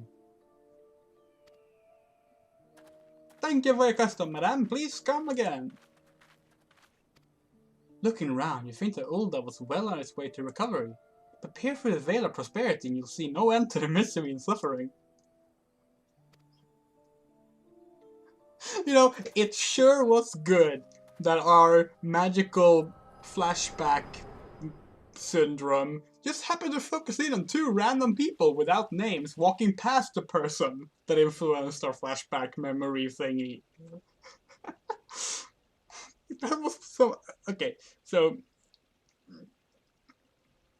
that might have been some of the most unsubtle writing in the entire game, but I do like that it's there.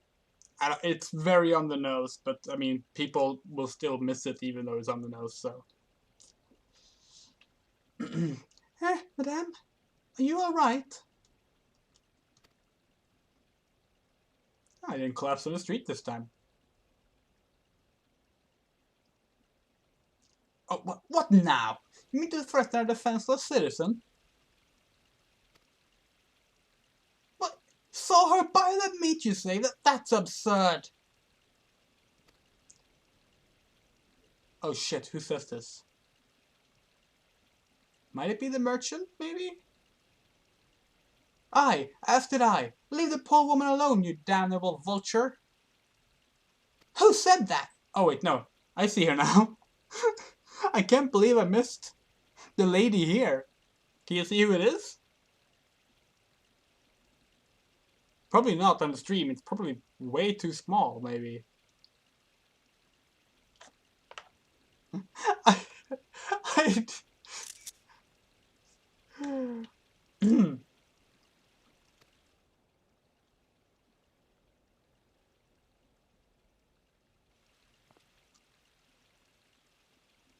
I will overlook this, but just this once. God bless you, adventurer. If you hadn't come along when you did, who knows what the monster might have done? I don't bear thinking about.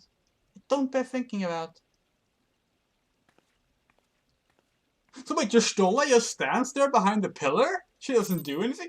See, I was like, I don't remember Y'shtola being in this scene. But she was clearly standing there. Oh, there we go. Oh, it's probably based on who your starting person is, isn't it? So I'm used to seeing Thancred there, probably. Ever the selfless hero, I see. It's been a while, adventurer. I've been watching you closely ever since you flew out of Lim Salaminsa.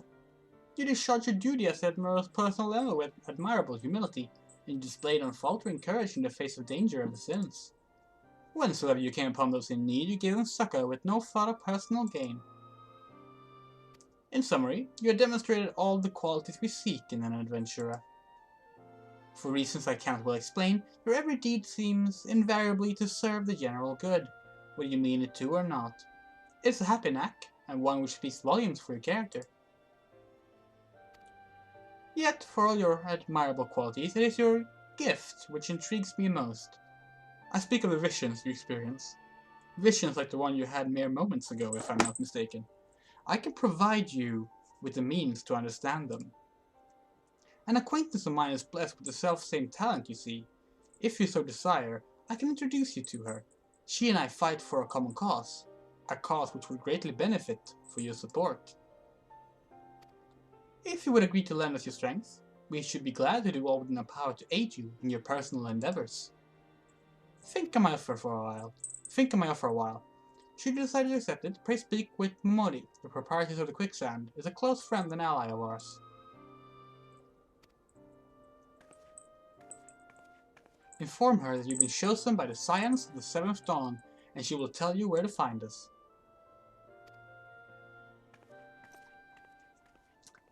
We have a friend here who has decided that I should not be allowed near the keyboard. What are you doing? What are you doing? I don't know if you can see her. She's a bit too low down. Livy, no! Don't write in the party chat. I'm not even in a party right now. Please don't step on the...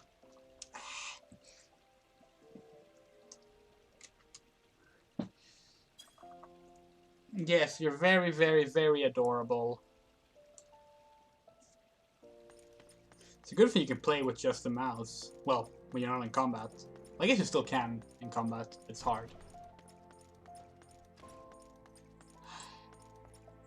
Yes, kitty. No, don't jump up there. There's not room for you there right now. I can make room for you if you really want to go up here. But I don't think it's a very good idea. There? Gonna jump up? No? Just gonna sit there? Yeah? I can't reach my keyboard. She has claimed the keyboard.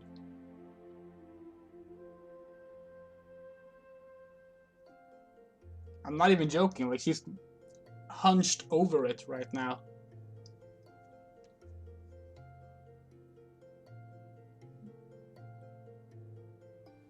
What? She's just out of like she's just outside the camera too, so you can't even see it. Oh, are you done? Are you done? Yay! Okay, we have our keyboard back.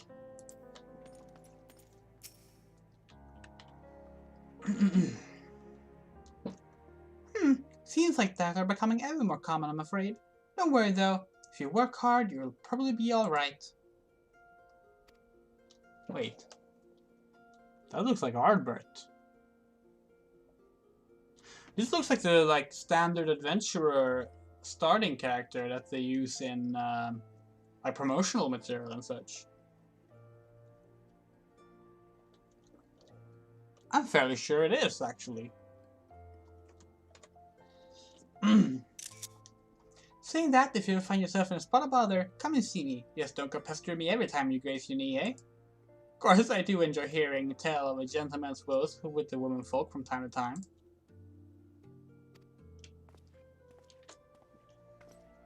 Ah, Cinder! Sorry to keep you waiting. I'm just providing guidance to a fresh off the carriage adventurer.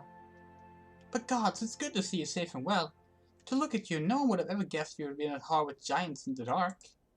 You're every ilm the adventurer Mion said you'd be, Cinder. The station master will be overjoyed when he hears the news. Oh, before I forget, there's a lass here who wants a word with you. Didn't actually know your name, but hearing her description, I knew who she meant right away. It's Edda! Thank you for sparing the time. I realize you don't know me, but I've been longing to speak with you for a while now. My name is Edda. I'm an adventurer like you, though I'm not very good at being one, if truth be told. Anyway, I was adventuring with my friends in GRIDANIA when... I'm sorry, we were in GRIDANIA when the leader of our party was killed. You were in GRIDANIA? Not the SHROUD. She probably just meets the SHROUD, yeah. His name was Isembard, and he and I were to be wed in the spring. You may not remember him, but to say that he remembered you would be an understatement. He would sing your praises from dawn to dusk. He saw you for what you are, you see, an adventurer's adventurer, and swore that he would be like you one day. I believe that he would have succeeded had a fiend not robbed him of a chance. Since that day I have thought long and hard about giving up adventuring. But when I think of the woman you are, of all that you've achieved, I find that I'm inspired, just as Isembard once was, and so I've decided to start again as an adventurer. I will go back to the village of my birth and begin my training anew. But I wanted to meet you first, to ask your name. Cinder Lesperin. Cinder Lesperin. I shan't forget. Thank you, Cinder Lesperin. I pray that we will meet again. Fare you well. That's the last time we meet Ed in the main story, but as I mentioned, she has a whole thing. Adventuring can be a cruel bleeding business. Time was I didn't know why anyone would bother. When they first asked me to take charge of the guild here, I didn't want aught to do with you lot. Thought it'd be a right pain in the ass looking after you all. But against my better judgment, I decided to accept the post, and I'm full glad I did. I feel privileged to be part of your lives. And that goes double for you, Cinder. Eh? What do you say? You want to know about the science of the Seventh Dawn? You're beginning to move in earnest, then. Listen, Cinder. The science ain't no ordinary folk, and the work they do ain't no ordinary work. I know full well how capable you are, but even you should think twice about attempting some of the stuff they do. Knowing that, if you're still certain you want to get involved, I'll tell you what I can.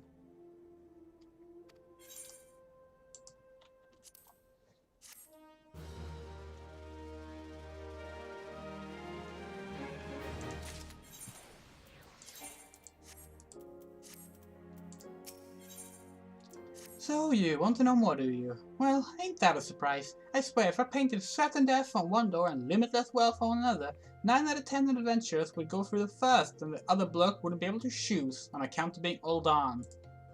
Anyway, don't say I didn't warn you. First of all, if you're wondering whether you can trust these signs of the Seventh Dawn, you can. They're good people who made it their mission to solve some of yours, yes, most pressing problems. Of course, that ain't no small task, so they're always looking for dependable individuals to join them. Individuals like you, Cinder. Now, I've been given a lead to tell you where to find the science, but you must promise to keep this information to yourself. As you can probably imagine, so it's something Eorzea's enemies would very much like to know. The science are headquartered in Vesper Bay, out in Western Thailand. The place you're looking for is called the Wakened Sands. Give your name to whoever's at the entrance and you'll be let in. You're a woman in demand, Cinder, and the days ahead promise to be busy. But I hope you won't forget about them as help make you into the adventurer you are. Drop in and tell them how you're faring from time. To time. You hear? Right. Well, I said my piece. Off you go. Aren't we supposed to get a password?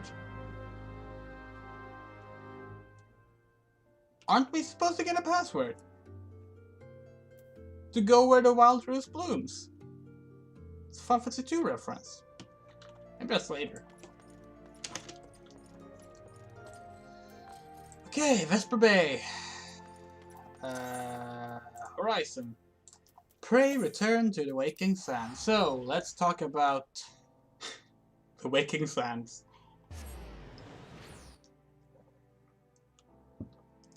The Waking Sands is the place you will end up going to the most throughout the main scenario of REBORN. It is placed here. The nearest Aetheryte is here, meaning you have to walk through the footfalls. So every time you're expected to go to the Waking Sands, which is a lot, you will teleport here and start walking. It goes a little bit faster when you have amount. Still quite a way to go. There's technically one faster way, assuming you have good loading times. If you have good loading times, you can go to Limsa and take the ferry directly to the Waking Sands, or rather directly to Vesper Bay. If you don't have good loading times, or if you, like me, are playing on an American server, even though you're in Europe, that will take longer.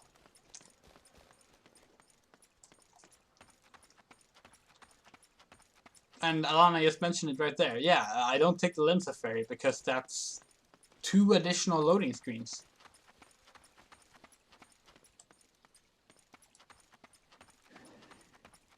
It's been kind. It's been kind when we're streaming, but I will sometimes have some terrifying loading times in this game, account of being in Europe.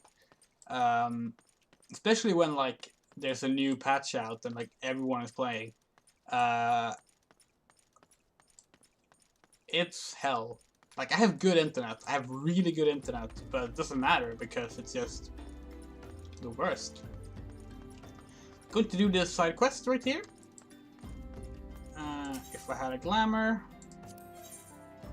Oh dear, dear, dear. This will never do. My sense of aesthetic simply won't allow it. How can you go out dressed like that? My dear, if only you spare a thought for style and coordination, I hope your garb holds up during a scuffle, because there's little else going for it. That's it, I made up my mind. From this day forth, I'll take it upon myself to save you from any more fashion disasters. Let me see, so much in your dress. Where to begin? Be a dear and get me a drink. I'm feeling rather parched, and this is a matter best discussed over a glass of something cold. Just go to the pissed paste and ask Falkland. I'll have some blood orange juice and tell her to make sure there's no pulp in it. Now off you go.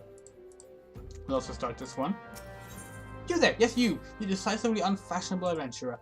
God be good, never in my life have I seen such an unapologetic focus on function at extreme cost of form. The mere sight of your fare makes my eyes bleed. As a lover of all things aesthetically pleasing, I cannot in good conscience allow you to continue roaming the realm in this sorry state. I believe your appearance can yet be salvaged through the use of color.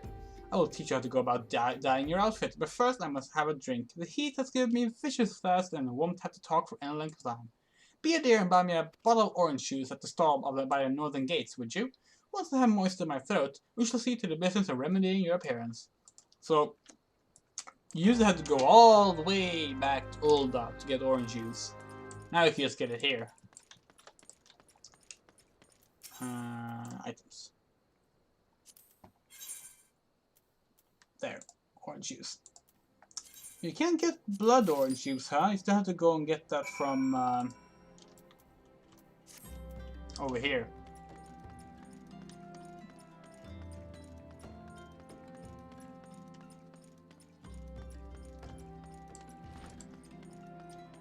Oh? Swear Jim sent you, did she? That woman. Never knew anyone so lazy. Would it kill to come get her herself? There you are. You shouldn't let her push her around, you know. Give her an ailment and she'll take him on. This quest is new. This quest was added in 2 years ago, maybe? Before that, the glamour system was locked to level 50 and up and was a completely different quest. Pray tell, you brought my orange juice. As you've forgotten, the merchant cells can be found. Yeah, I have. Ooh, that's a relief. Finally, I can teach you how to bring color into your life. Listen well. There are handy items called colorants, which allow folks to dye their outfits a veritable rainbow of colors. These colorants are so simple to use, adventurers have no excuse to be fashion unconscious. Lest you worry that dyeing will affect your garment's precious properties, you may rest assured it will not. The practicality you adventurers love so much will not suffer for the change in appearance, as change for the better. It should also gladden you to know that garments can be dyed repeatedly, so there is no fear getting locked into one color. The garish pink seemed like such a wonderful idea after dusk. Okay, this annoys me because they didn't have a proper pink dye until like weeks ago. Okay, I'm just going to skip through this. You get the idea. You unlock dyeing garments and you unlock changing what your garment looks like.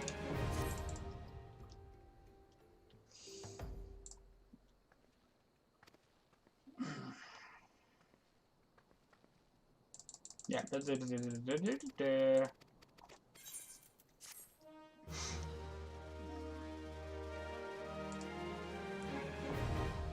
We don't really have much use for glamours yet, because you can only glamour to the same or below level. But now we have it, at least. And we could glamour to the maid outfit, if we wanted to. Tataru! Oh, Tataru! One of my favorite characters in the game.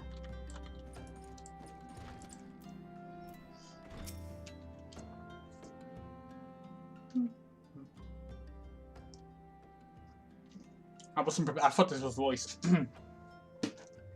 Deep in the desert of my heart, a lonely flower blooms, yearning for the heavens above to quench my thirst for you. Tra la la la la la la la la la la.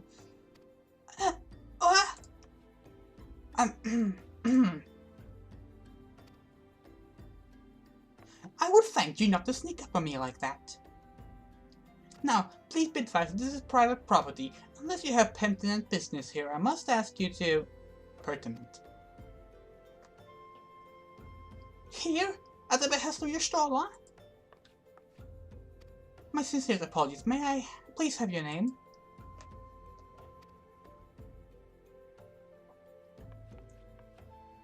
Cinder Lesperin. Cinder Lesperin. Ah, here you are.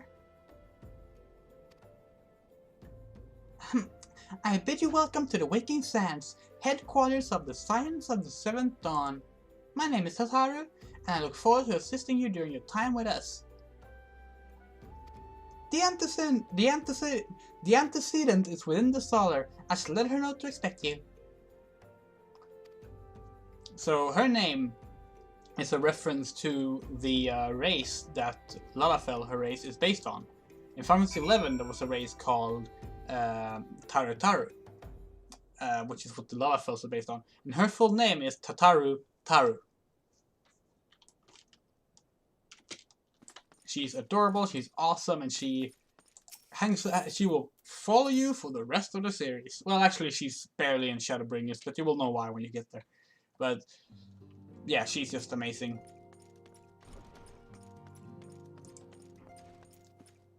I take it you're Cinder Lesperin. Tataru sent word that you had arrived. Lady Mephilia had eagerly awaited your coming. This way, if you please. Yeah, sure. This is probably a voice cutscene. I'm pretty sure.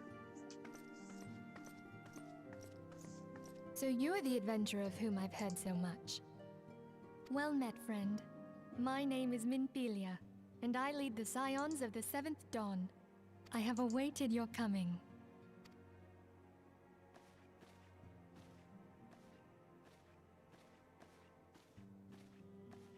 Please, be at ease.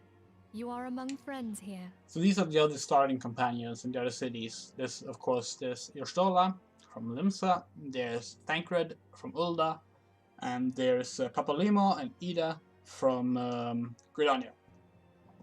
And that's, you'll get to know him later.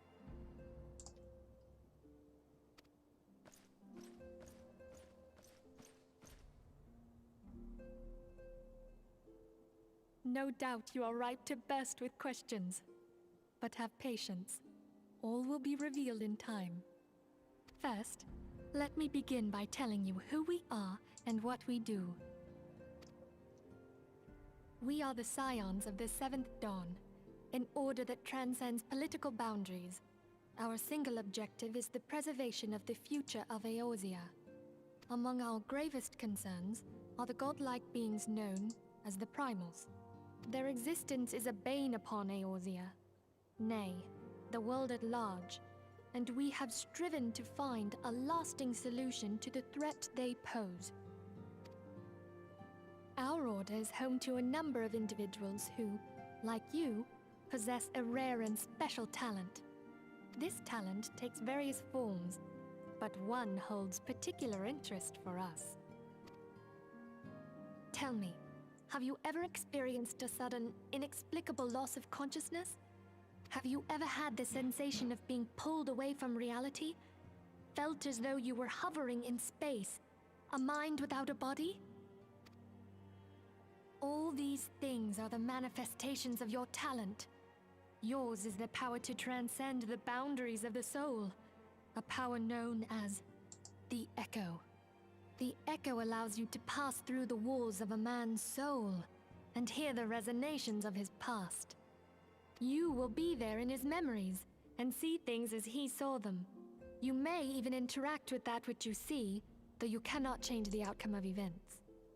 For another blessing, the echo will enable you to know a man's mind even if you cannot comprehend his words. In short, the echo is a truly extraordinary power, and this power is strong within you. It is only a shame that we cannot use it whensoever we choose. That's right. I too possess the Yeah, echo. so I talked about this in the first stream.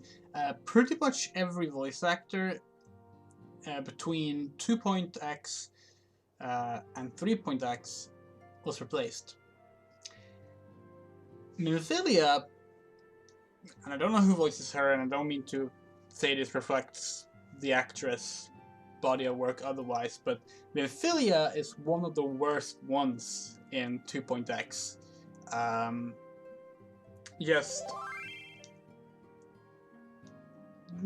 no, this is not good. In fact, a lot of people I know played the game up to this point, changed to Japanese voices, never changed back, even though they changed the English voice cast.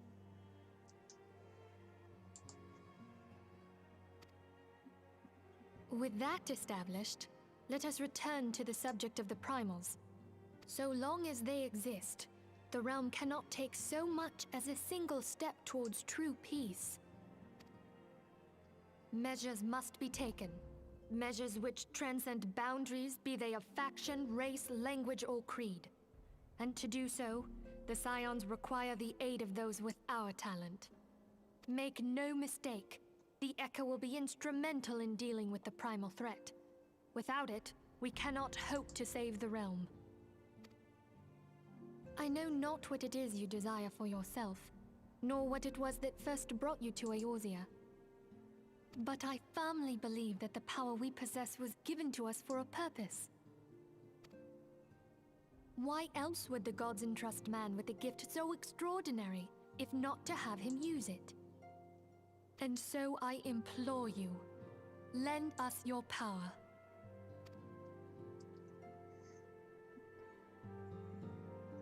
Naturally, your aid will not go unrewarded. We are fortunate to have a number of influential allies, and at a word from me, they will gladly afford you certain privileges that might otherwise be denied you. The right to employ retainers, for example. Are you familiar with them? They are individuals who may be relied upon to manage your assets and belongings on your behalf.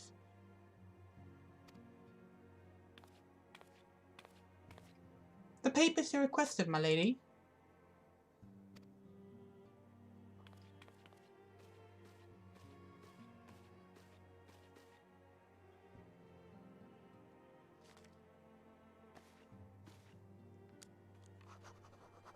Actually, I'm doing Tataru's voice a bit too squeaky. She actually has a deeper voice now I think about it.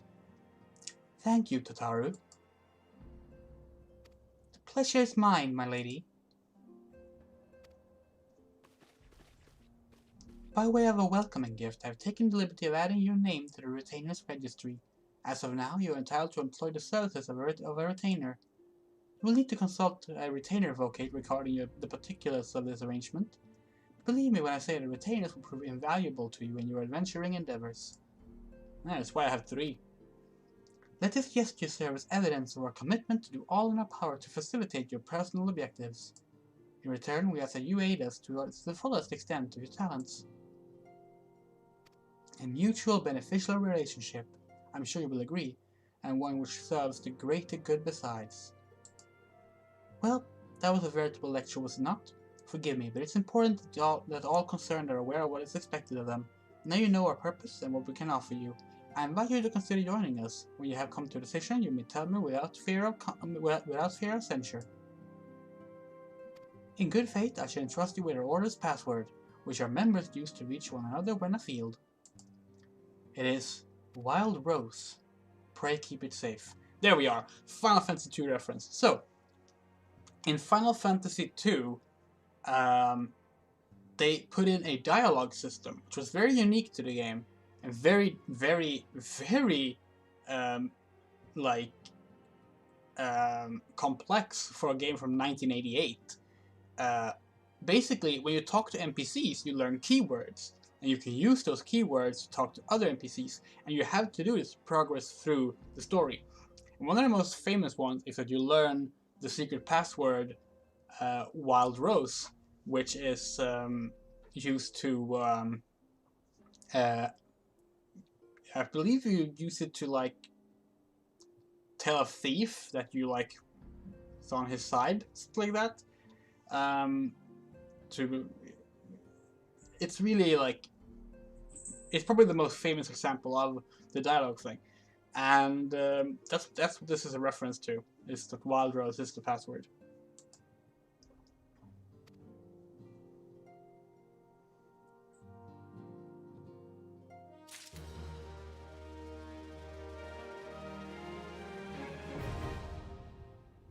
I got an FC invite from the leader of Celestia, and I can't help but think about how Celestia is a My Little Pony character. Our organization, the Science of the Seventh Dawn, was formed through the union of two separate entities. The first was comprised of Charlian natives such as myself, and was called the Circle of Knowing. The second, made up of individuals who share your rare gift, was known as the Path of the 12. The terrible events that ushered in the Seventh Umbrella era taught us that only together may we stand against evil that seek to consume us.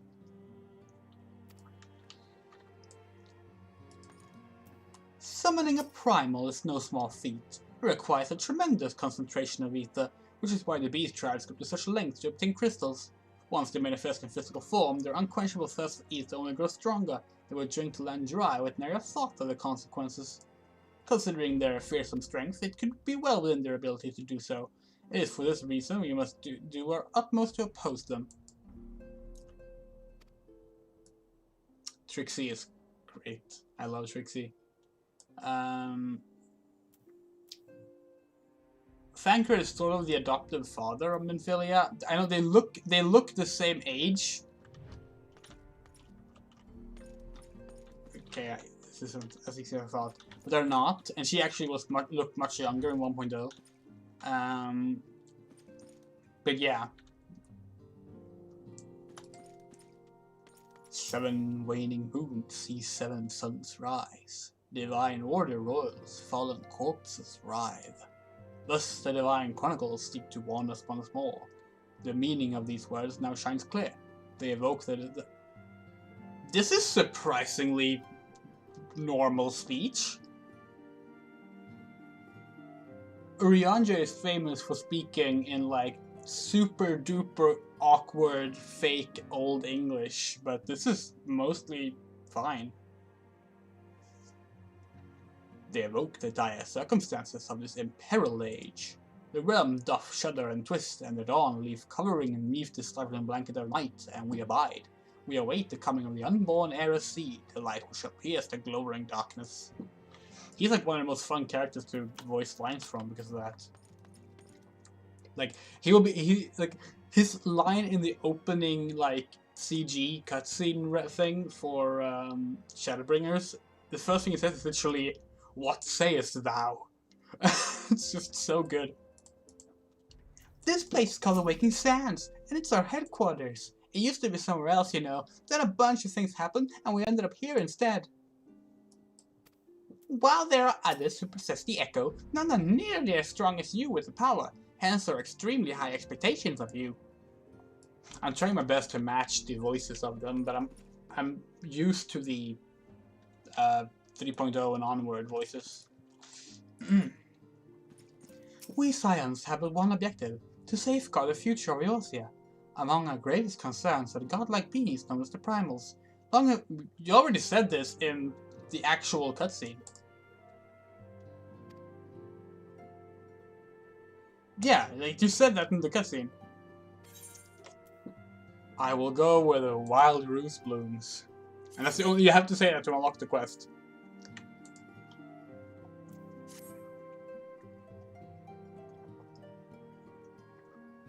I take it you will help us. Wonderful! I knew you wouldn't let us down. But come, I would introduce you to your friends in the Order. Tell me, does the name Charlian ring any bells? I mean, it does, but... It used to be one of Eorzea's 6 city-states, and was situated in the northwest of Ul'DAH. The Charlians were the keepers of wisdom both old and new. Their mastery over magic and ether was unsurpassed, and even the Garleans knew to fear them. Among their number, there were a noble few who devoted their lives to safeguarding the future Circle of of Knowing, Eorzea. yeah. When the realm began its descent into chaos, and their countrymen fled for the motherland, they alone chose to remain here. These noble men and women were Oh, yeah, but called the Archons were in the Archons. Circle of Knowing. Those same brave souls stand before you now. Lore detail. The purple tattoo on the neck is a magical tattoo, and that shows that they're Archons. I don't think they ever say that, but now you know.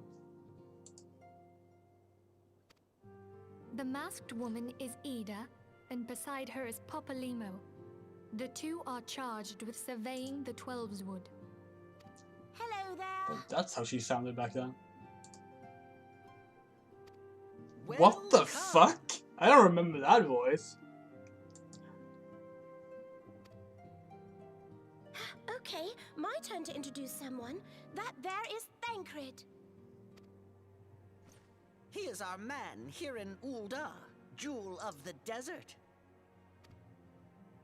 Welcome Oh god. to the team. He has some much deeper voice here.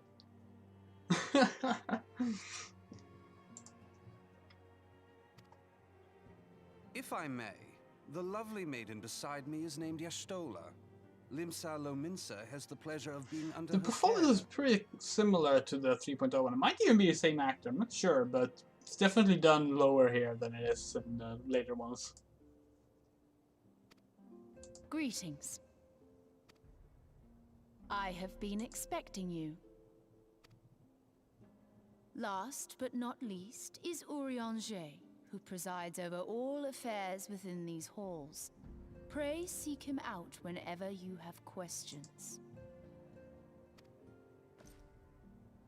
Dawn may banish even the darkest night. The words of a dear friend. I am glad of our meeting.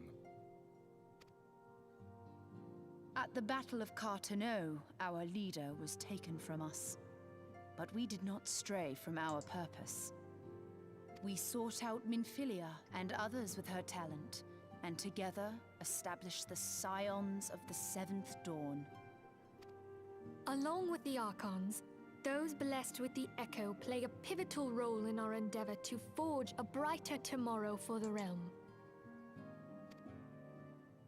Oh, I should also introduce you to Tataru, our clerk. She ensures that everything runs smoothly. Pleased to make your Oh god, she has such a squeaky voice in 2.0. As I mentioned, she has a pretty low voice for a Lalafell later on.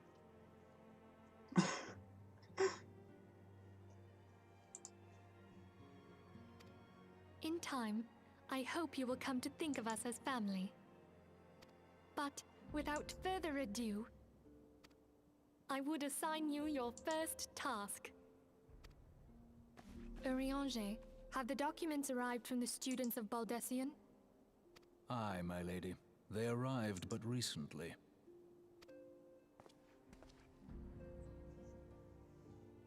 We have received a request for aid from the Immortal Flames. Thancred, would you do the honors? It would be my pleasure.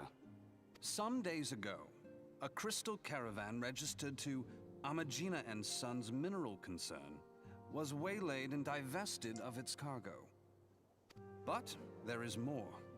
Within a bell of the robbery, several people were reported missing from the shantytown outside the city. At a glance, one would assume the involvement of bandits, kidnappers, and coincidence. Such crimes are hardly uncommon, and the Immortal Flames deal with their like almost every day. However, This time we have reason to believe that a primal is involved.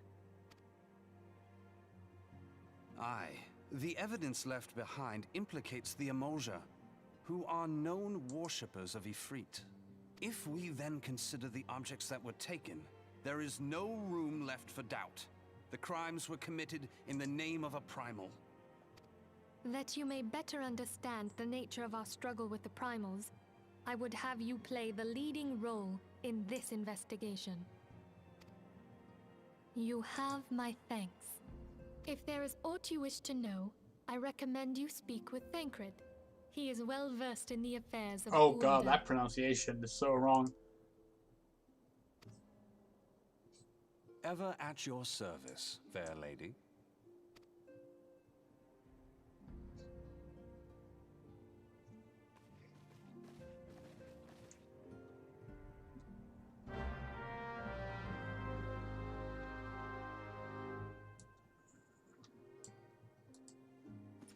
Ready to begin, are we? Well, that's the spirit. So then, your mission is to investigate a crystal robbery and a spate of abductions. Crimes which you believe to be connected. Assuming we are correct, it is like that. Sorry. Assuming we are correct, it is like that any discoveries we make in relation to one will further our understanding of the other. Now, since the attack on the caravan, our friends of Amagina and Sons Mineral Concern have doubled security over all their shipments. In light of this, it is my judgment that the abduction should be our priority. According to preliminary findings, the majority of the missing were last seen in the vicinity of Camp Drybone, so it would seem a fine place to begin. A fellow by the name of Isembard, serves as the camp's de facto leader, pay him a visit and see that he gives us his full cooperation. Yay, we're going to Drybone!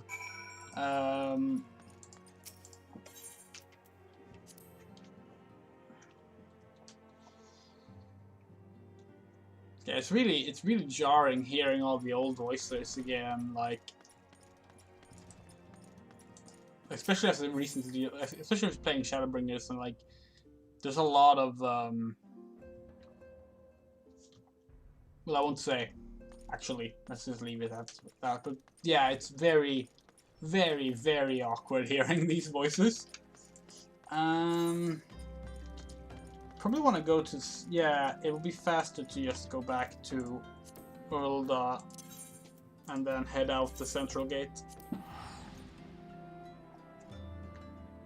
The northern gate, as it's actually called.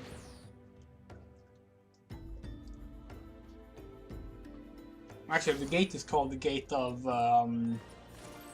something. I don't think it's Gate of Sultana. I think Gate of Sultana is this one. Yeah. Gate of NALD. Is this the Gate of Fall then? Yeah, Gate of Fall is the one we want. And I realize now I could just use the Aetheryte to quickly get there. But oh well.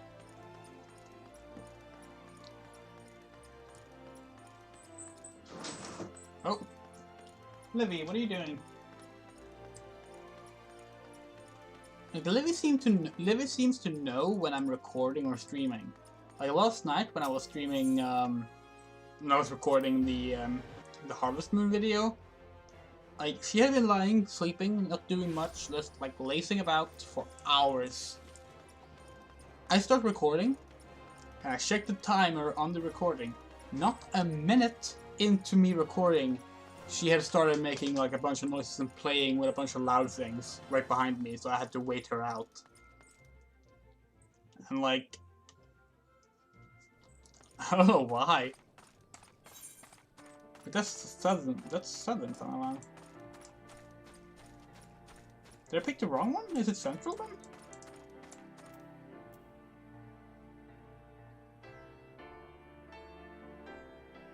Wait. No, I'm right? Eastern. Yeah, eastern. It's not southern. Yeah. Never mind. So the other gate would have been faster, actually. Oh well.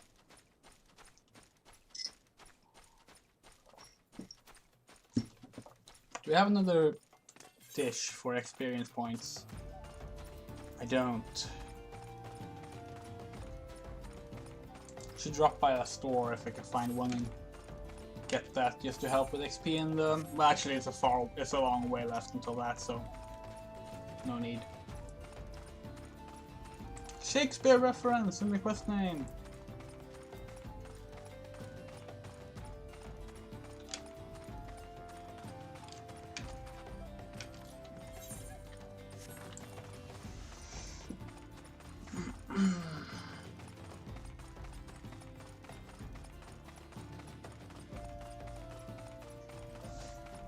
So yeah, Ifrit is the first primal in the first trial boss fight. Most of the trials in the game are primals, not all of them, but most are.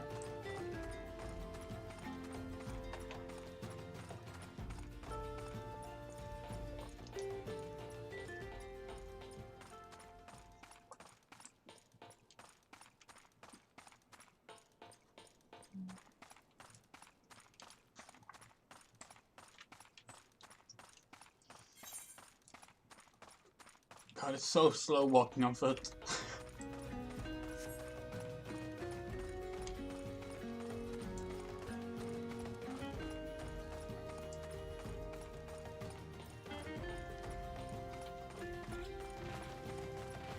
Did I set a key to, like it was scroll lock, right? Yeah.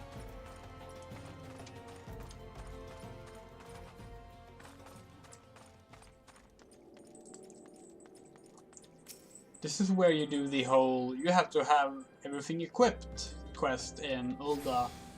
And you used to have to like buy a belt from this armorer, back when they still required you to have a belt.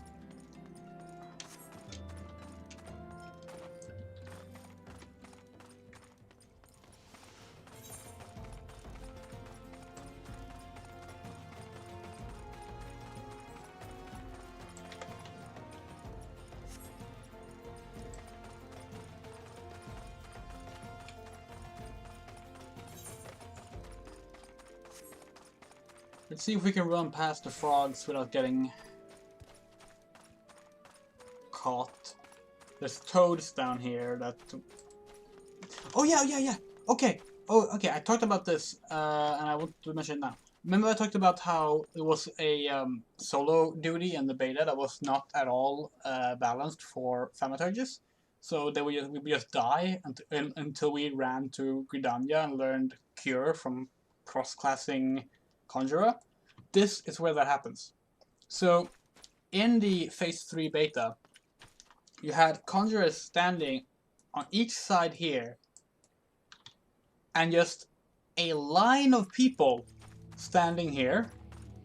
That's a full line of thaumaturges standing in line, and then a bunch of dead thaumaturges around this point. This is where the fight started, and they would rest, and then that thaumaturge would go back in line. And the reason there was a line, even though you can just pass through characters, is because if too many people try to access they do it at the same time, the instance server will get overloaded and no one will get in.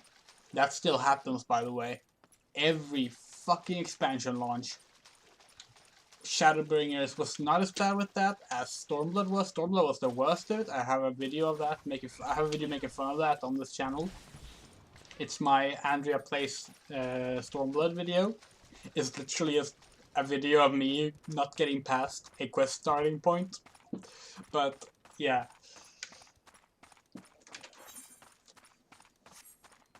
I just loved that.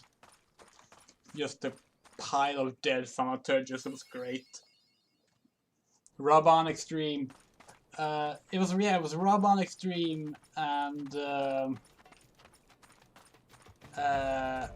Pippin as well. Pippin Extreme as well, because there were two solo duties after each other, and both of them people just locked out of. Fucking amazing is what it was.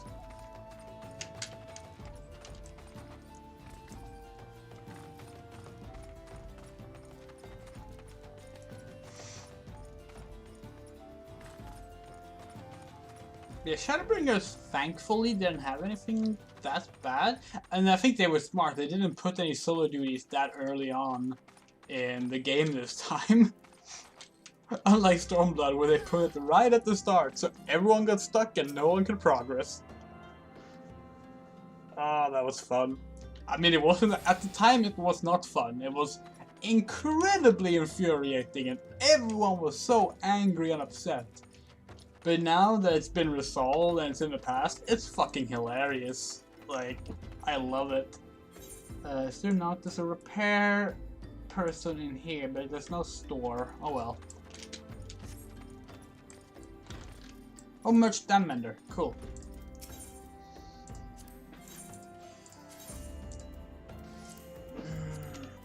Oh, but no items, only tools and such.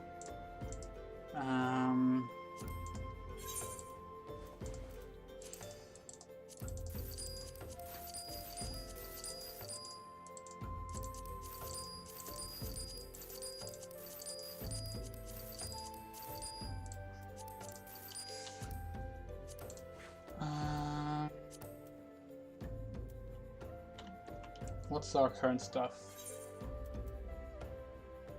Do we need to upgrade anything? It's actually pretty fine for now. It will be the accessories maybe. You don't have accessories, do you? Nope, it does not. Better axe maybe, actually. Level 13, what do you have? Level 18, that's better.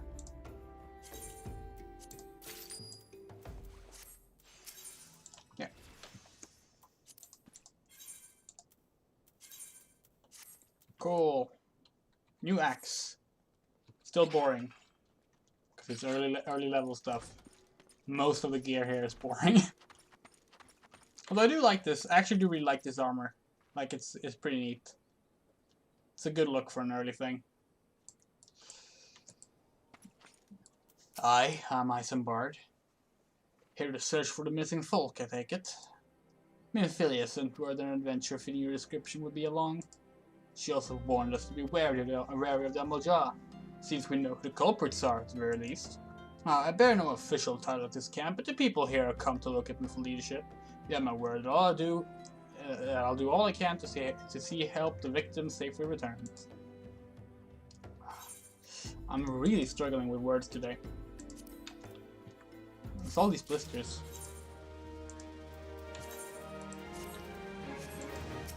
Let us get right to it then. Minfilia names the UL'DAH culprits in all this.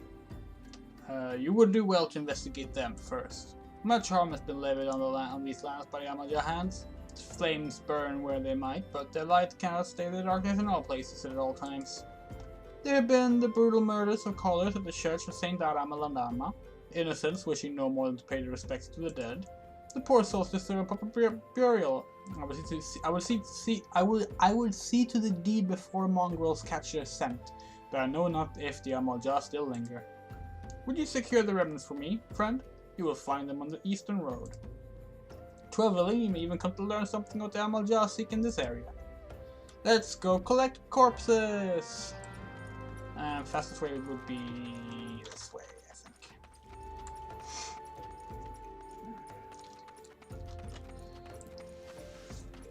I'm going to switch to the battle chat to not have that poor FC leader's information display.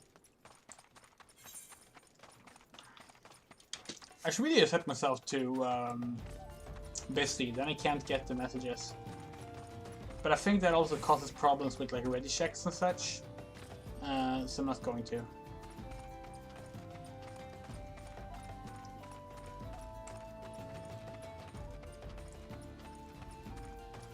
Oh, I'm sure nothing bad will happen when I go in here.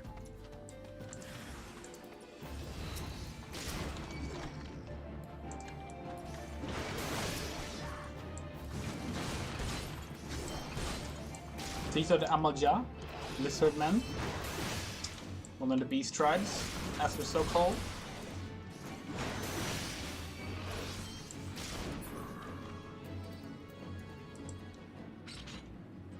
I love the idea of us carrying 3 corpses at the same time. Like we're strong, of course, but like damn. Then again, we could just like take this. They only like pushed it over. It's still intact.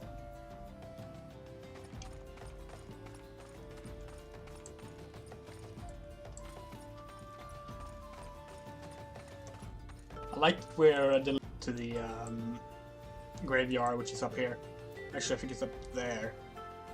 We're taking the bodies to Isembard.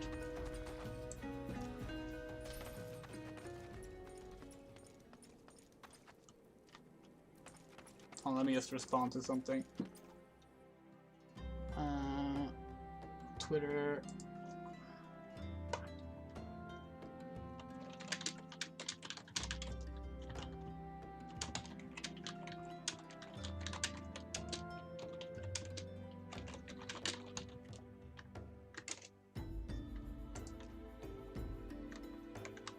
Okay, there we go.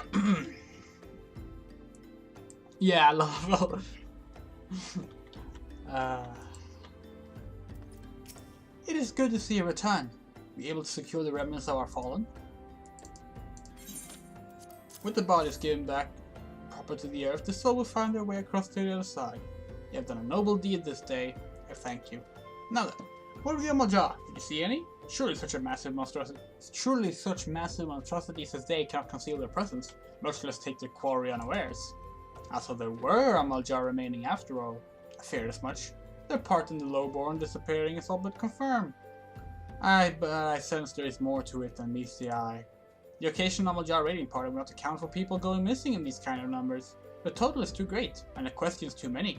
It would not surprise me in the least to learn of another hand in this. But whose? Countless travelers pass through Drybone each day, and even if you were one among them, how would we best discover who may be implicit in these vanishings? Yes, how indeed. What say we turn an eye to the common folk themselves? It may be among them that we find the reasons for these vanishings. 12 forbid it be so. There's a merchant by the name of Ungust, who was here in Drybone and grew up in the Golden Bazaar. A rough character, but he knows the people here better than anyone else. I wait he's at the inn, quaffing away the day's earnings. Here, I'll write a note for you to show him, else he's not like to speak to you.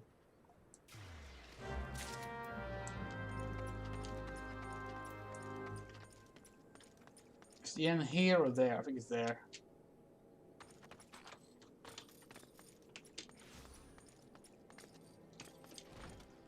Oh yeah, look, it's him. It's the douchebag from earlier. God, I'm supposed to do a belching command now. Oh, that's terrible. Well, gods be damned! You're that bloody adventurer threatening me back and all that. What in 7 hells do you want with me now? Dear friend, missing people, please help. Isembard. Folks around there are as rare as they come. They'll turn tail and run if you so much as pass wind nearby. Play them off as fools and coax some hard labor out of them, I did. If anything, they're even more timid than before. And with all the disappearances, you can go talk to them to yourself if you don't believe me.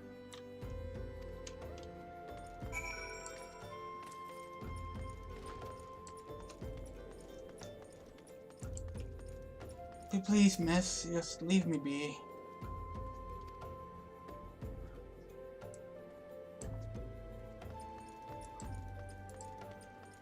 I've nothing to say but this. I'll take who or whatever's been feeding enough us low folk.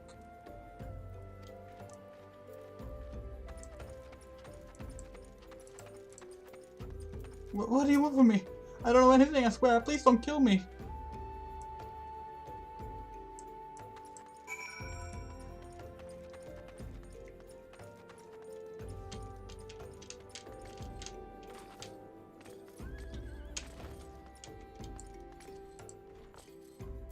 Yes, I told you, wasn't it?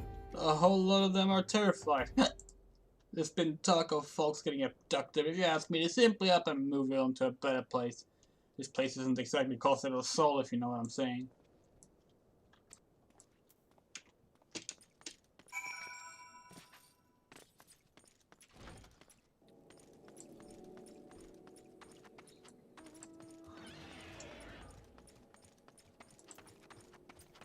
Welcome back, Cinder. Have you learned auto import? I see. I suppose I should have expected as much from Ungust. Oh, another thought occurred to me in your absence. The common folk are nothing if not fervent in their religious belief. Perhaps if they speak freely to their gods, then the clergy may know something of use. If we would know what the common folk speak of to the gods, we've no better place to ask than at the church of Saint Ramalandama. It is a small and humble church, found to the northwest of here. And so long as you're headed there, might ask to deliver this embalmed corpse. A morbid request, I grant you, but it must be borne to burial, and trust none more than you to see it done. Seek out a man named Marquis. He tends to the graves of the Lichard. He will tell you where the body is to be interred.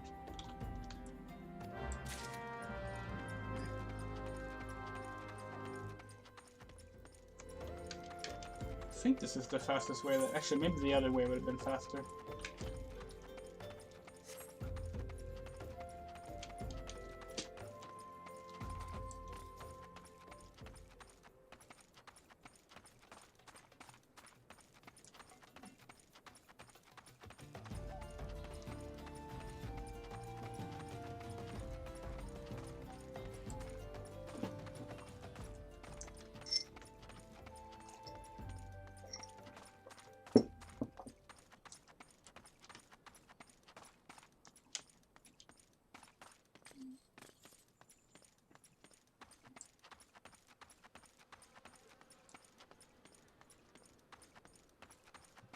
I'm assuming it's pronounced Marquis.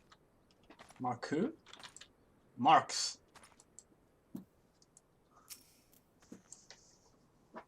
I am Marquis, yeah? A body, of course. There have been so many bodies of late. I apologize, miss, if you seek a place of burial, there is an empty grave atop the ridge. Take the path and lay him to rest there.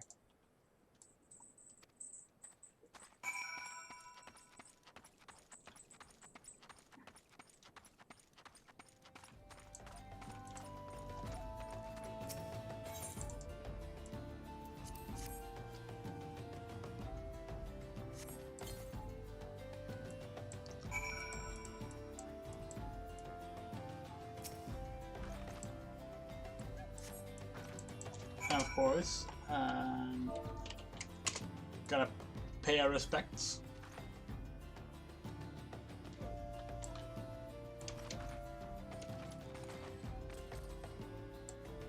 Nice.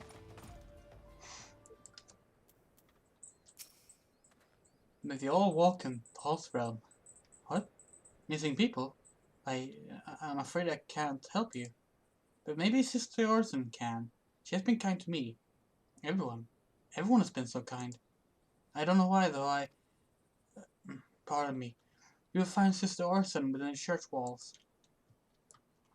Oh, poor Marquis. There. I hear you've done us the service of burying a fallen soul. Please accept our gratitude and extend it to Isembard when you next see him. You seek knowledge of missing Drybone inhabitants. It is true I am closer to the people than any other of the order. I confide in them and they in me. When I wish to speak to the keeper, Thal, I am the medium through which they do. Should I learn anything pertinent, I'll be sure to share the information with you. I only wish Marquis would be more helpful in the matter. I pray he did nothing to offend. He saw terrible things during the calamity. His scars run deep, indeed. He seems to not prefer the company of the dead over the living. While tragic, I fear such behavior ill befits the church. I received word not long ago that one of our recent visitors, a man called Thancred, I believe, took offense at his conduct.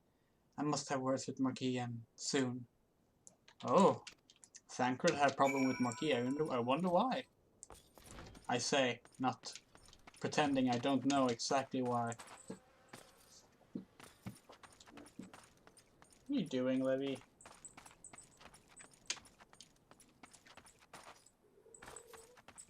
What do you got against my jacket? Oh.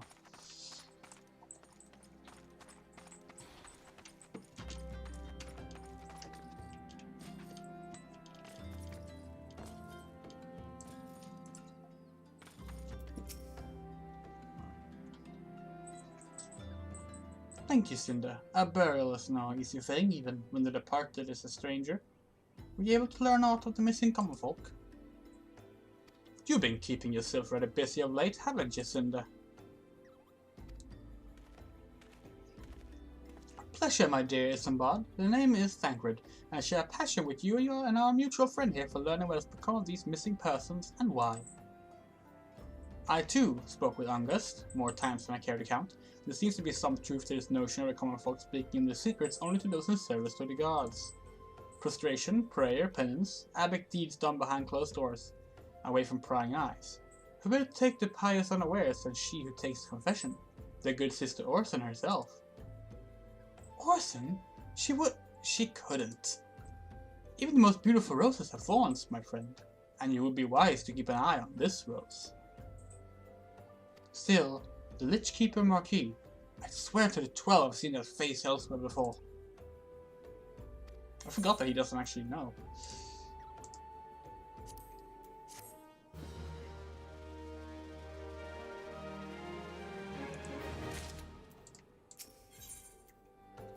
Sister Orson cannot be, though she is wont to travel to the Golden Bazaar on her own, and it is not uncommon to see her speaking to the children, but no, it could not be, could it?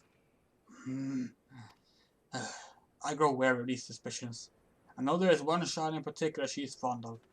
Pray seek out the boy, Cinder, and if you cannot glean something from him about Orson's activities. You're not gonna tell me who the boy is? Yeah, the uncalmed urchin. Yeah, that's definitely helpful. I want a chocobo, it's faster.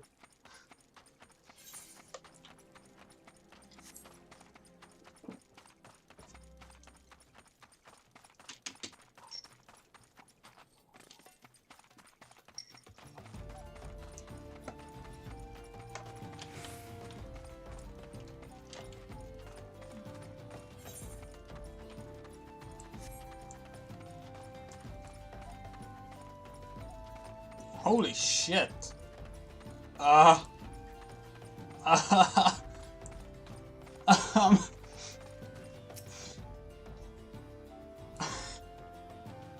a hunt mark.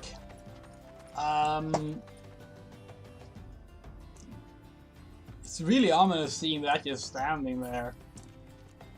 Let's avoid it, because those aggro. As you can see, it's level 50. Can help out with this, I suppose.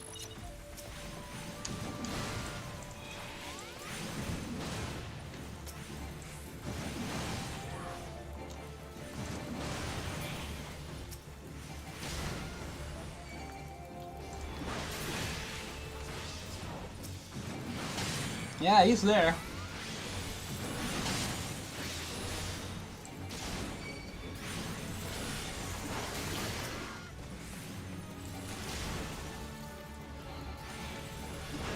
It's a far too common way for low-level players to get killed, is just accidentally running into a high-level mark that has spawned and no one's touched.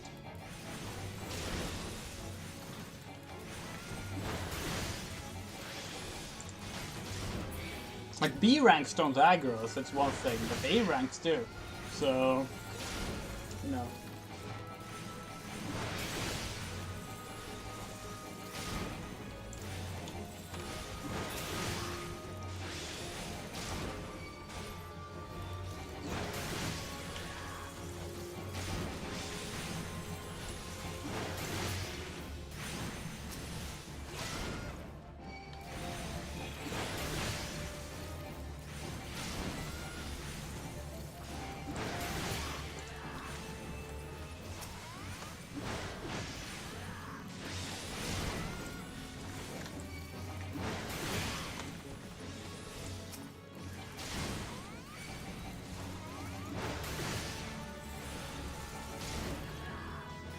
There we go.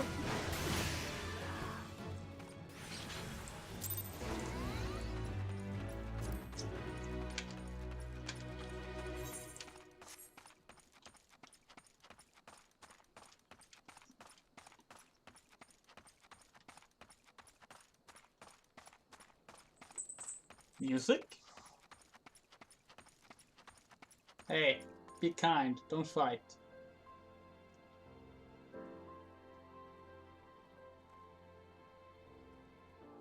Good.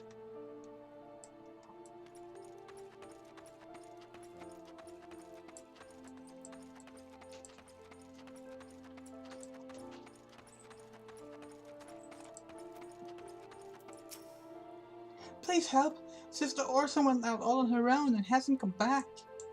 She always reads to me right here about Saul and the Order and the other side. I told her I lost my shiny thing and she went looking for it, but what if the monsters outside hurt her? Please find her.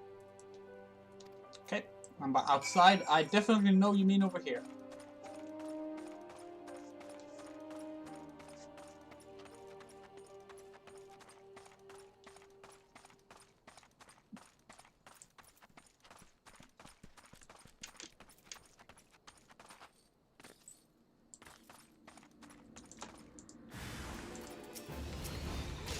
So yeah, we have undead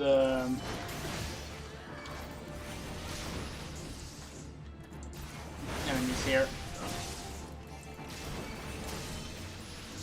So not zombies. Zombies are actually a separate... Actually, maybe those still are zombies, but zombies are their own enemy type. There's a lot of black magic going around here. You're the one from the church. Thank goodness you were when you did. Sees my gratitude is yours yet again. You spoke with a child, yes? Well, I was able to find his lost trinket. It's a ring given to him by his mother before she passed. I will see it safely back to him. Why the fuck was the kid out here playing in the first place?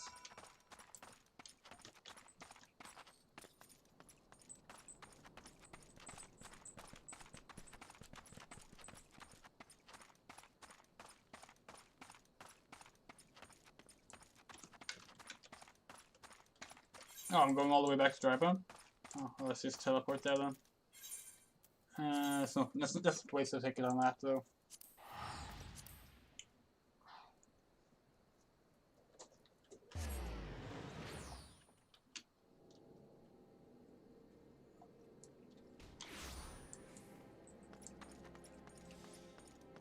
No, you have a gobby minion. Cute.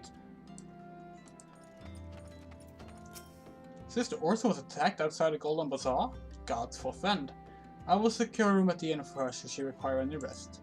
Searching for the mementos of orphans, and risking her own well-being in the doing, no less? Certainly not the dastardly deed Thancred would have us believe.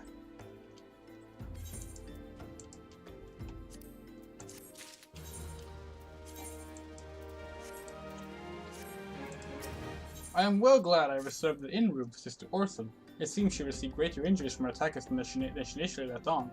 Thankfully, she is expected to make a full recovery. But now onto the matter at hand. Thancred came looking for you once more. How did he miss me? He left word that he would be waiting at the UL'DAH encampment to the southeast. I pray the two of you are able to uncover some evidence regarding these disappearances.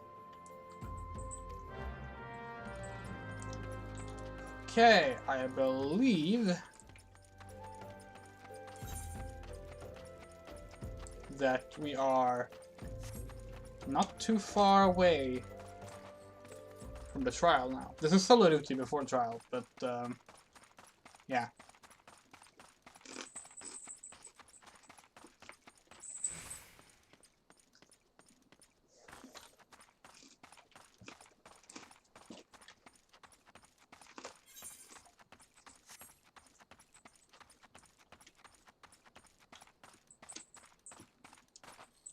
Yeah, I love this crystal, by the way.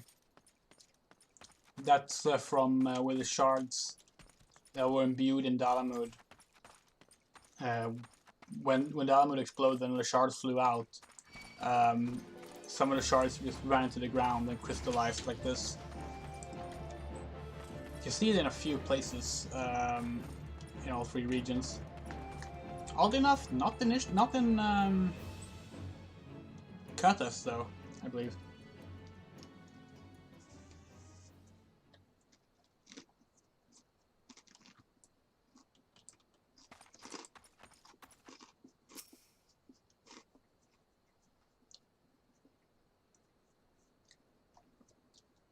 Ah, there you are, Cinder. So good of you to come.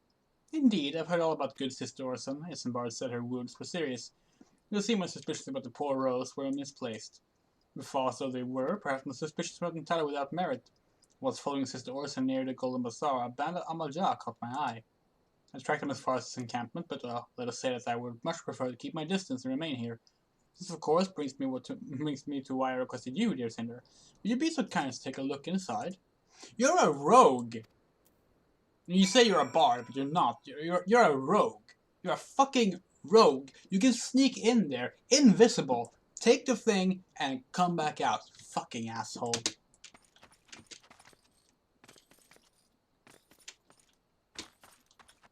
He stays a stubborn little shit as well. For a really good while until finally has his comeuppance. This is the wrong way.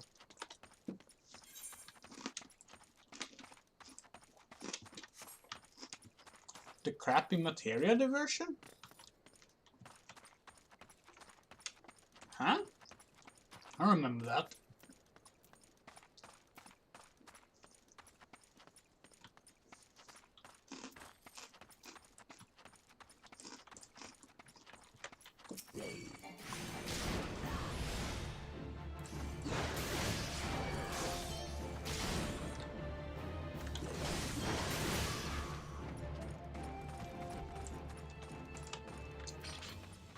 This was also hell as a black mage, by the way.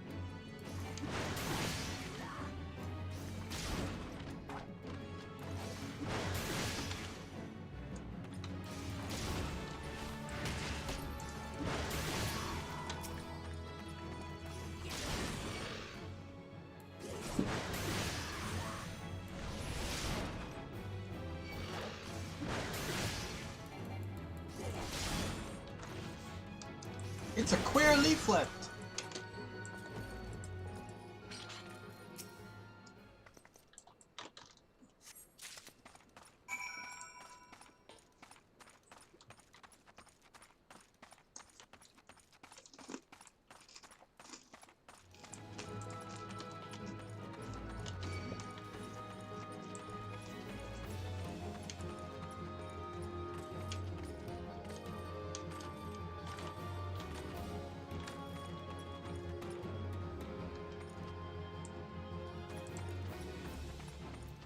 Well, did anything tickle your fancy?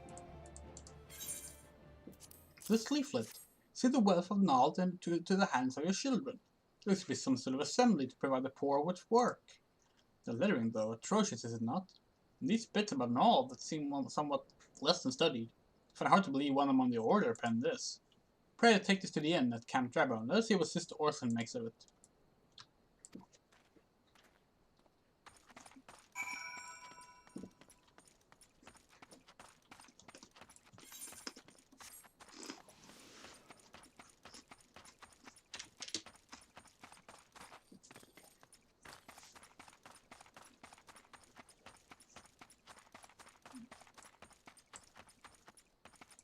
No.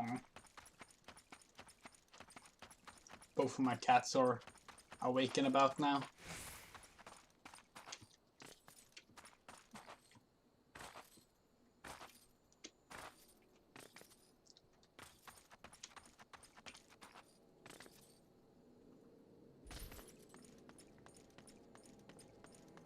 We weren't the inn over there before. Maybe they're both inns. Is it the wrong one? It's the inn. That's one of the most common ways I go wrong, actually.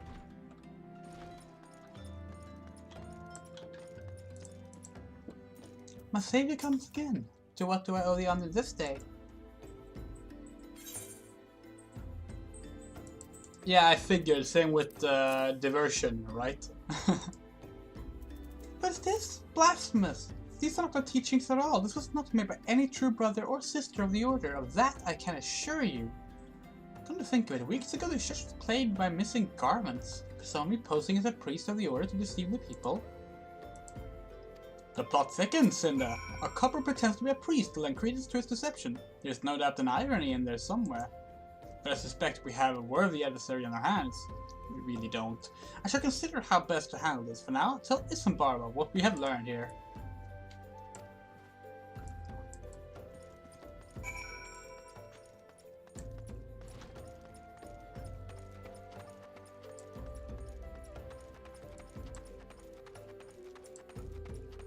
Posing as a priest? To think! These troubling notions of society, it is gratifying to finally be able to move this investigation forward. Thank you once again, Cinda. I shall keep my ears and eyes open, now more than ever. Still not as good as what I have, okay.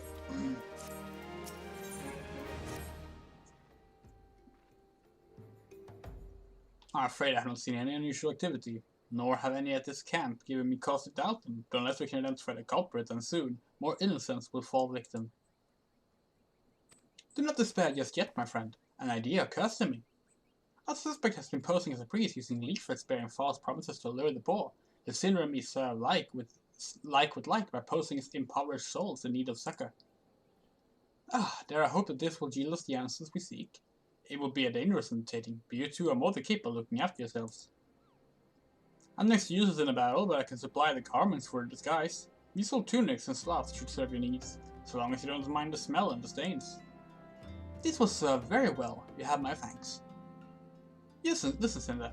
So as to lay the foundations of a little ploy, you must make it widely known that more vagrants have arrived at the camp and are desperate for coin. To this end, I want you to don the old garments Isembard has lent us, and beg for work around the camp. Before long, the false priest should catch wind and approach us.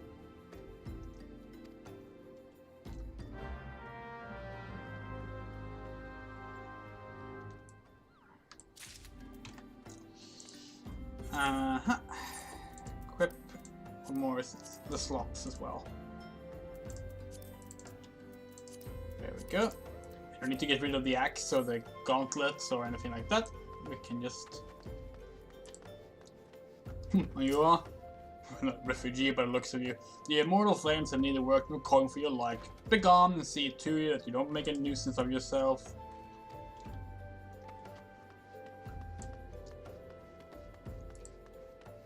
I preach the teachings of Azimia, the warden, as I come to partake of the honey of her wisdom. Azimia is the keeper of the sun and goddess of inquiry. All is laid bare beneath the light of her divine countenance. Open thy heart to this light, needy child, and thou shalt want for naught till the end of days.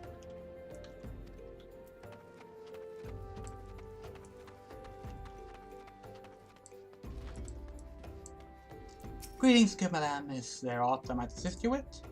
Oh, I don't believe there is. I'm afraid our wares are very expensive. I'm happy you should rejoin your fellows out at the pond north of Sandgate.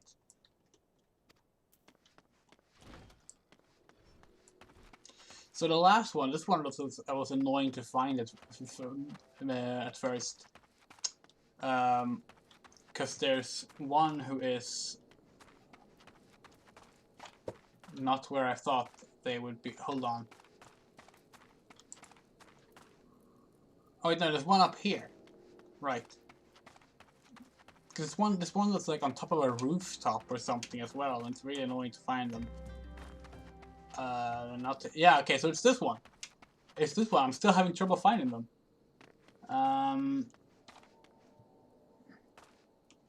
No, it's okay. This is not the rooftop one. Okay. I was supposed to get to the good part.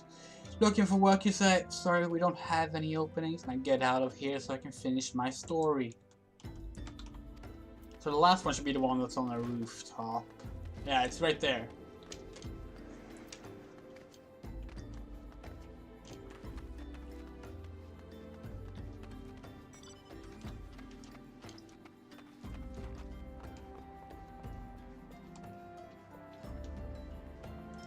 I just went a bit too far before I jumped down. What is it?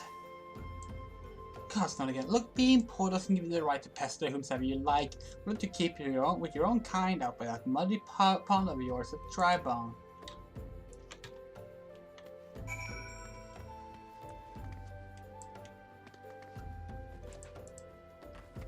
We have quite a knack for being a nuisance, and you have quite a knack for being a nuisance, and the camp is abuzz with talk of the newly arrived vagrants.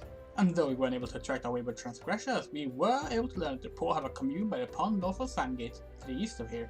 The eyes of the authorities cannot reach that place, where the ideal for spiriting away hapless souls. Let us go there and wait for the kindly priest to come and offer us aid and comfort. Needless to say, you'll need to remain in disguise.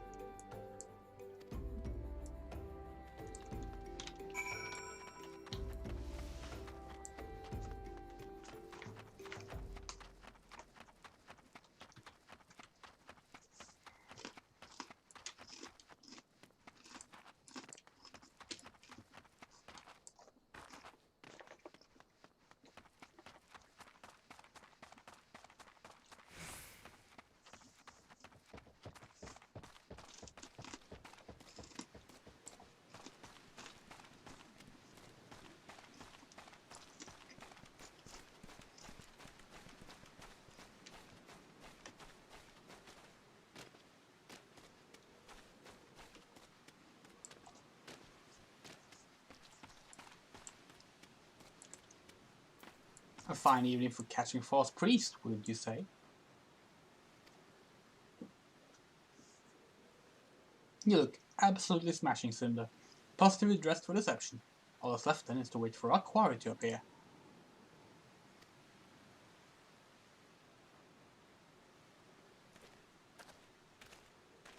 Oh, you poor unfortunate souls. This is no way for them to live, no way at all. Who are you? What do you want? Be at ease, child, for I mean you no harm. I am a priest of the Order of NALD, and I come to offer you succor. This leaflet bears the teaching of NALD. Trust them, and they will surely set you free from the shackles of penury.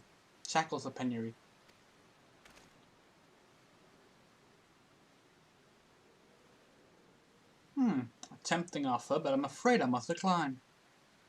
On account of that atrocious performance, you would have made a god's awful mummer, Ungust.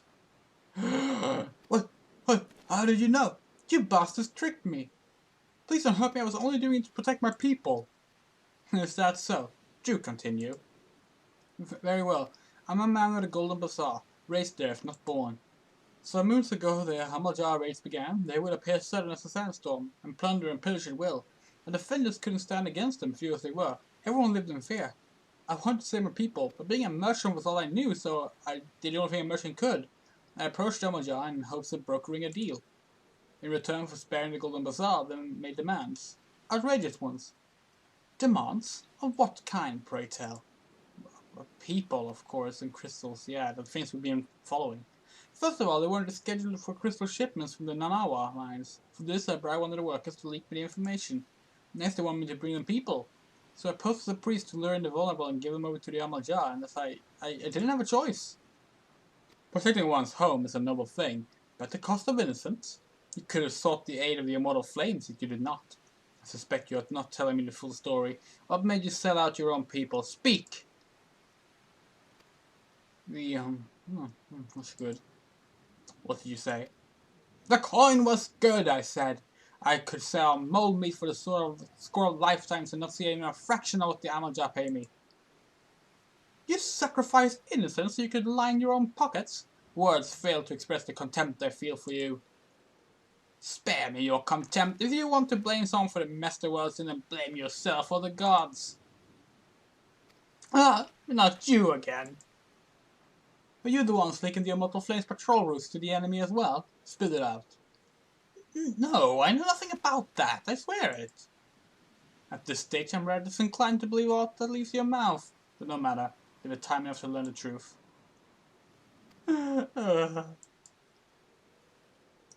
Cinder, be ready and take word of these developments to Minfilia, would you? I shall price everything I can out of this filth. The abductees are still somewhat out there, and our foremost priority is to rescue them.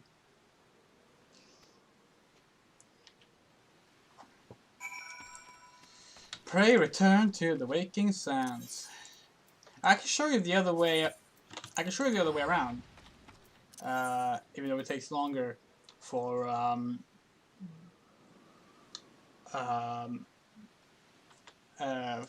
me probably because of my. I can return there actually, even faster. I mean, even cheaper.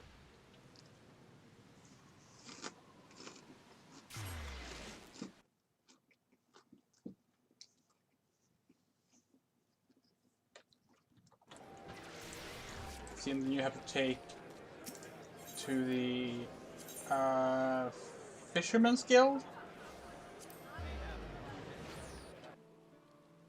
I think it is. Yeah.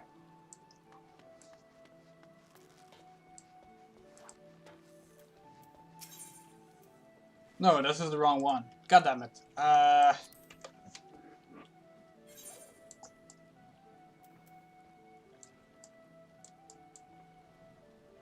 Where's the other one then?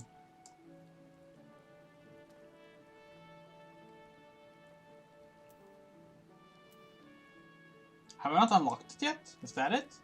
Do I have to talk to the boat person in the Arcanist? Okay, thank you. Yeah, I never take this route because of the loading screens. Well, they are better lately, so maybe I should start doing. Well, I mean, I never go to Awakening Sands anymore. Okay, so it's this one. Back in 1.0, I might have already said this. Back in 1.0, you actually had to like wait for the ferry to come in and then go on board it. I actually kind of missed that, but you get to do that with the ocean fishing now, so that's cool. I like that. Do you have any? Nope, you don't. Wait, this is actually where you do that. This is where you go on. This is where you go fishing. I know, because I waited here a lot when I've been doing that. That's the wrong one. There's... Oh, do I buy the ferry pass at the... Yeah, okay. Yeah, can you tell that I don't use this route much?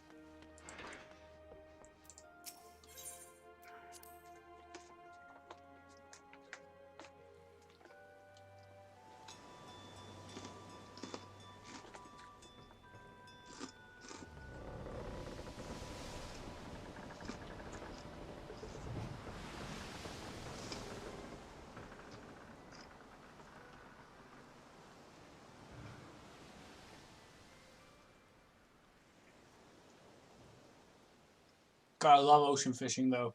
I ocean fished my way to level 80 on Fisher.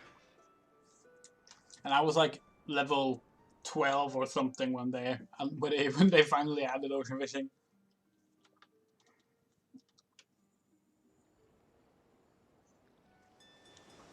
These cutscenes are optional, of course, and you can set them to auto skip.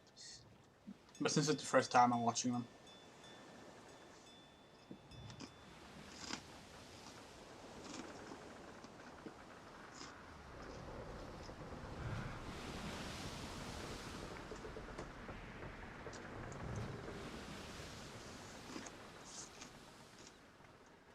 God, that boob jiggle.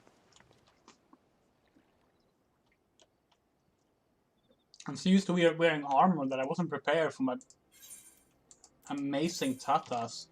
They don't jiggle much in this, you know, for obvious reason. But yeah, that's the faster way if you have good loading times. I guess I do right now, so maybe I should start using that for these streams. But I'm used to not having that.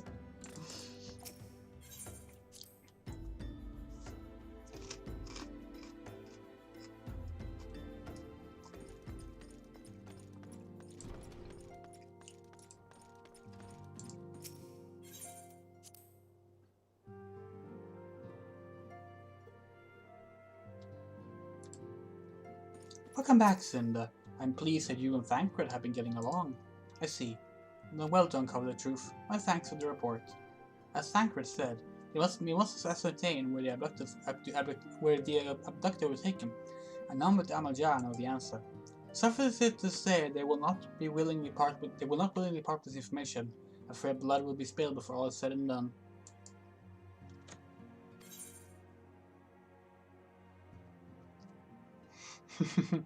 Oh, is this... Oh yeah, they made it so the materia quest isn't optional anymore. Is that what they did? Oh yeah, yes, I remember this now. Yeah, so this is actually a side quest. So I'm just going to skip this. We're gonna go meet with a actually, maybe this was part of the original main quest, but it's effectively a side quest.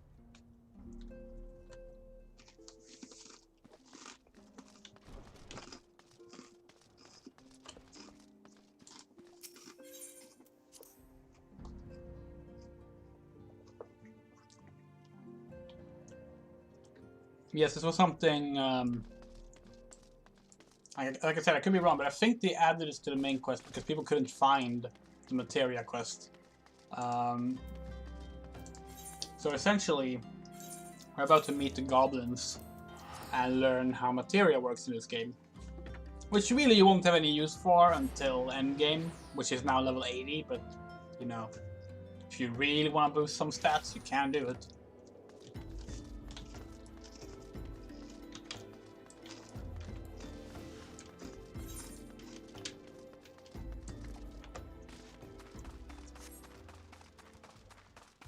And it's actually easier now as well. Melding materia is no longer super painful. Initially, you couldn't even ask NPCs to help you with it, and taking it out of armor was also a pain. So they really streamlined it. It was like some mean hardcore CRPG shit originally. Like, it was not at all like the FF7 materia, where you just can slot in and slot out however you want. Mutamix bubbly pots. Oh, I love the goblins. Psh, Shakur, who is upline that comes to tendering on Mutamix bubbly pots?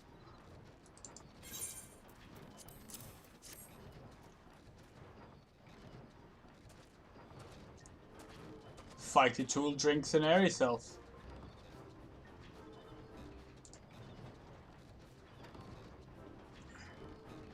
Full of airy self, Fighty Tool changes to Stony Shine. Name a materia. Yeah, they speak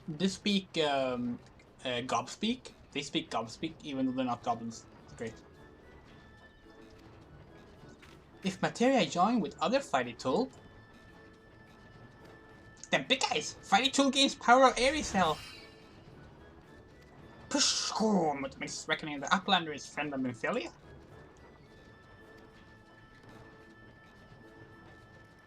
Yes, tongue flaps reach air some Mutamix with fastness. Minfilia want Uplander to see power materia. Uplander bring Fighty Tool to Mutamix, yes.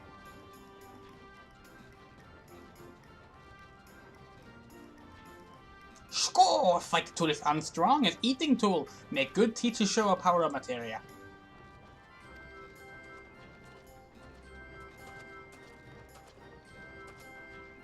The materia, master. Now I throw a blender, point the Fighty Tool, yes. Push score! Materia young with Fighty Tool.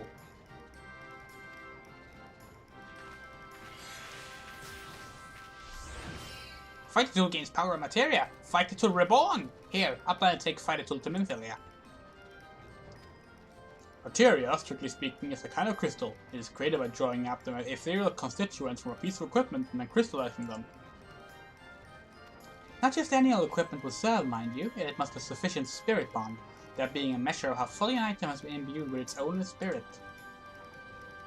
When you attach a piece of materia to gear, you imbue the host item with its power. That's how Master Mutamix turned a dagger used from Summit that would have struggled to cut stake into a weapon worth wielding.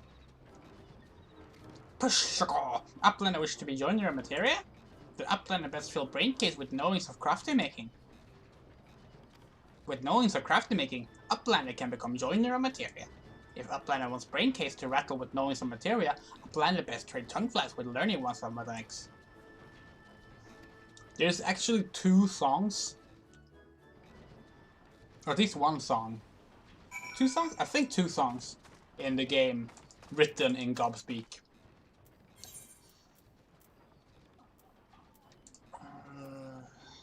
Yeah, let's take this one. No, I just said I was going to see the Limsa one instead, but...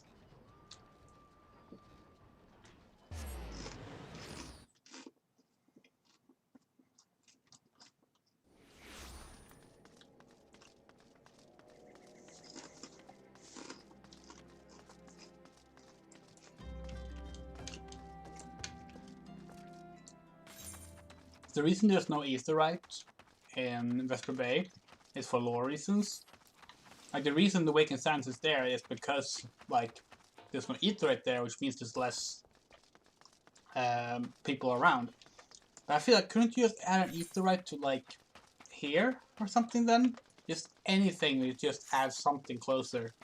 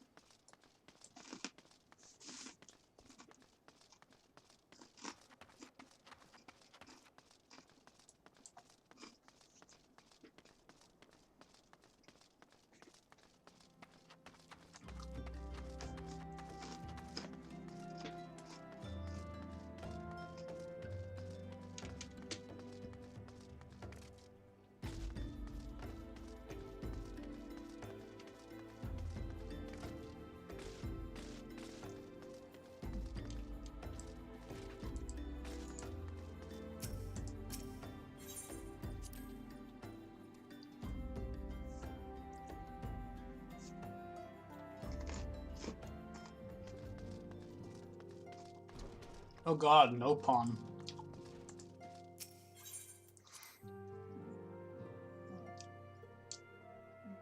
It's been forever since I played Xenoblade. Should play it again. Welcome back, Cinder. I trust your visit to the bonfire proved fruitful. Ah, what a remarkable difference a single piece of materia can make. Granted, the skills needed to manipulate the substance are not easily acquired. These days they are. But one need only look upon the results to realize such efforts are worthwhile. As I am sure you are aware, the quality of one's equipment can be the difference between victory and defeat. Materia may well give you an edge you need, Cinder, so make it your ally. Now it is the time we discuss the matter of your next mission. Pray speak with me when you are ready to begin. Here we go. Word has arrived from Thancred concerning our ongoing investigation. It appears he was able to extract some information from our friend Ungust, the false priest. He revealed that he is due to meet with the UL'DAH to discuss their dealings. The Immortal Flames believe that the meeting will present an ideal opportunity to ambush and capture the UL'DAH responsible for the abductions, and so they mean to have Ungust attend as planned. As the UL'DAH are anticipated to offer fierce resistance, the Immortal Flames have requested our support. I would have you provided to them, Cinder. Thancred is presently attending to another matter, but will join you as soon as he is able. Until such time as he does, you will be the Scion's sole representative on the ground. Before he left, he bade me to tell you to save some for him. Such is his confidence in you, a confidence I share. When you have made ready, pray take yourself to Camp Dragon and report to the Flame Sergeant leading the mission. May you walk in the light of the crystal. Okay, so here we go. This is the first trial quest. We have a solo duty, and then it's time for the trial.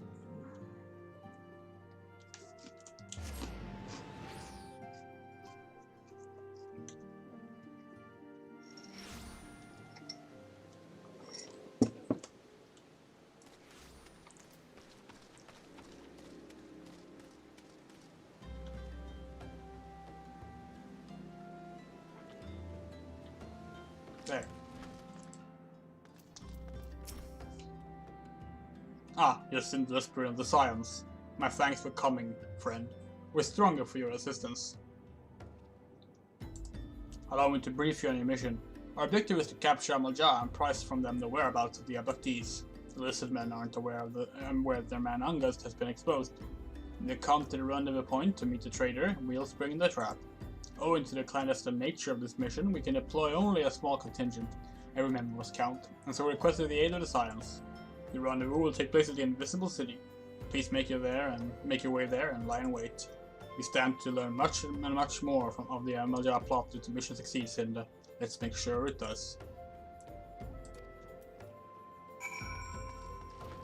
Yeah, I've only played the first Xenoblade. I played it on the Wii. But I've been meaning to get the definitive edition. So I really liked it.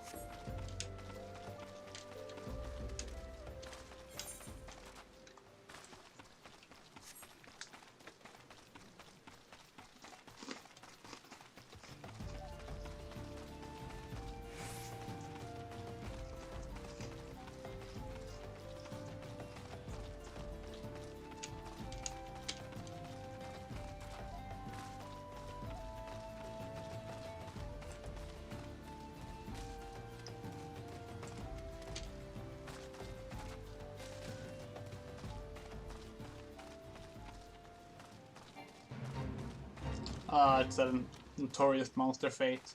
Hopefully I can go past. Yeah, no, it's fine. Let's do this!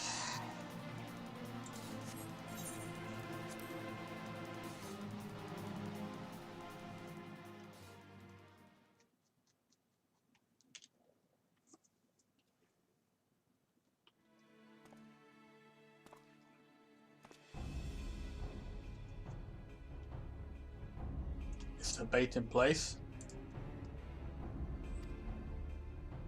Our man's in position, sir. Good. Then we can move as soon as the UL'DAH appear. Yes, sir.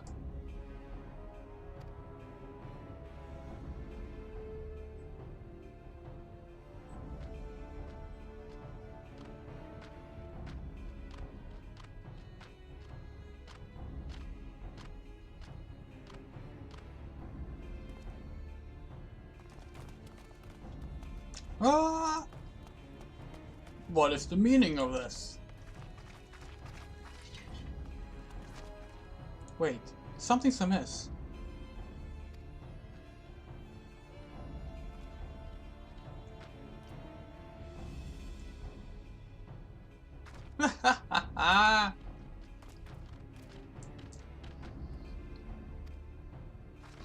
I'm afraid a little ambush ends here. I lured the immortal flames collected from moons before finally being caught. Did you not wonder how I managed it? It was almost as someone was feeding him information from the inside.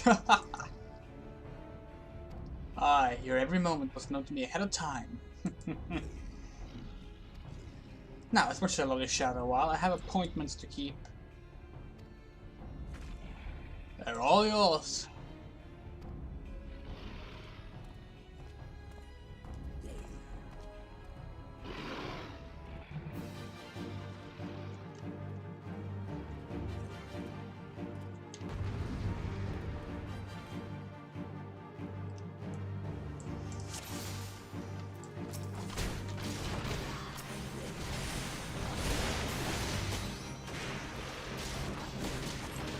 This fight isn't too difficult, but it can be tricky sometimes if you don't notice when new enemies arrive.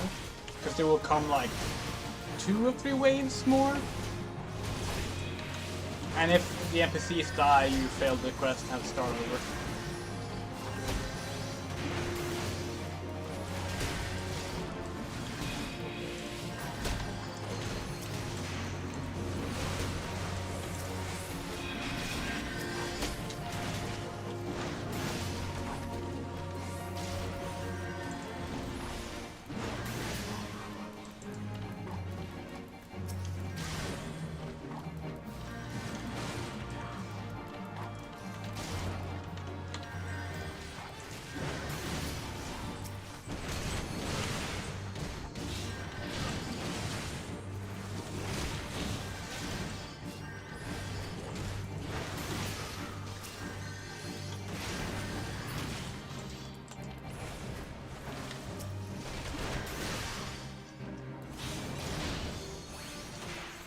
There we are.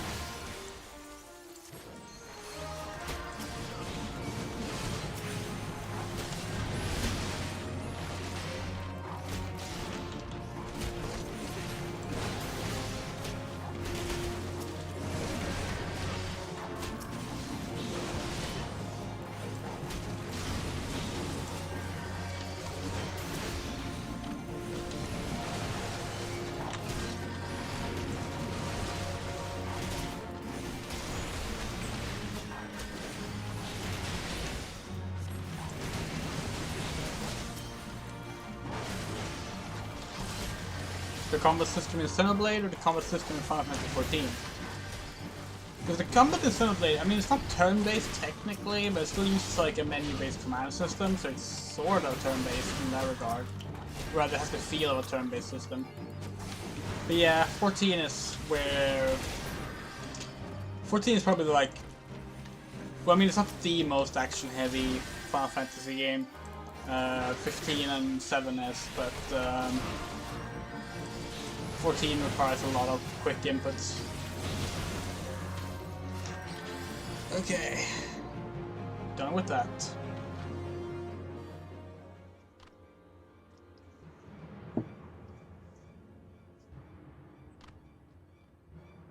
Put up your weapons so your comrade is a dead man. Put down your weapons. Behind you! Sleep!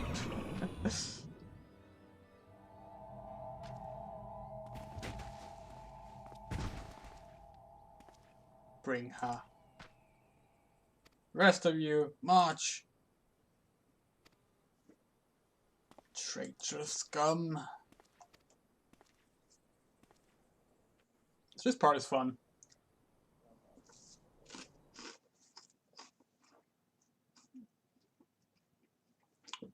This dungeon, rather this cave, only used for this one single part of the game. Oh, hello.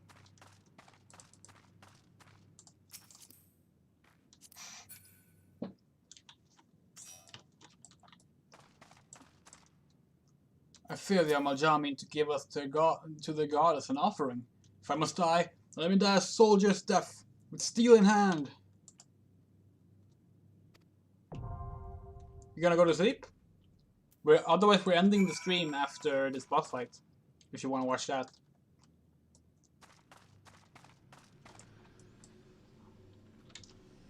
Do I have everything? Yes, I do.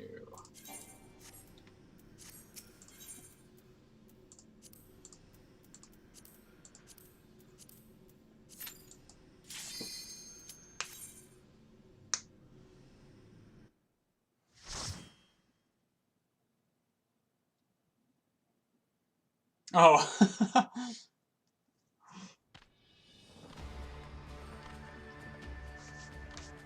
Lord of the Inferno, hearken to our plea. Lord of the Inferno, deliver us from misery. Almighty Ifrit, Lord of the Inferno, your humble servants beseech you, grace us with your divine presence.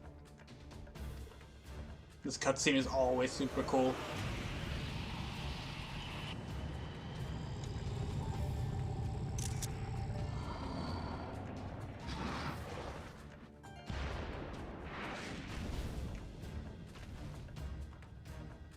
Almighty Ifrit, we bring you before you ignorant savages who know not of your godhead. If it pleases you, godhood was probably the word, wasn't it? If it pleases you, Lord, scorch their heathen souls with your clenching flame and mark them as your own. Bloody hells! Bring those two as well. Oh yeah, Angus is also getting gods. What's going on? This ain't what we agreed. None but servants of Lord Ifrit may behold the right of summoning. The souls of unbelievers are forfeit. No, spare me, I beg you. Pitiful children of man, by my breath, I claim you. Arise once more as my loyal minions. Feed my flame with your fate, and all who stand against us shall burn.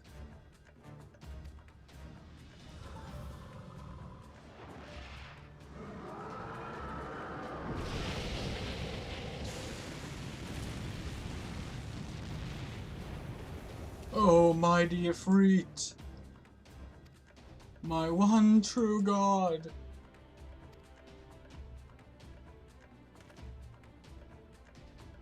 Your words are my bread. Impossible! By what sorcery do you resist my master's will? Well, I have the echo, sorry. Could it be? Your soul already belongs to another. Yes, that's the only explanation.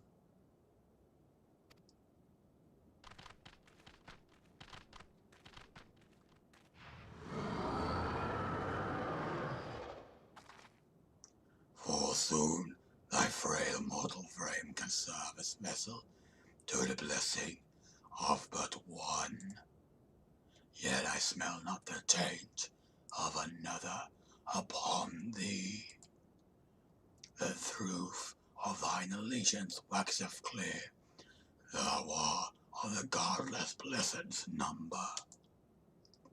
God's a lot of talking here. The paragons warn of thine abhorrent kind. Thine existence is not to be suffered.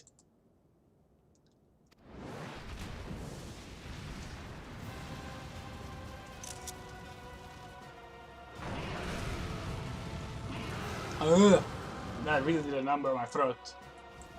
Okay! Boopy-doop-boo!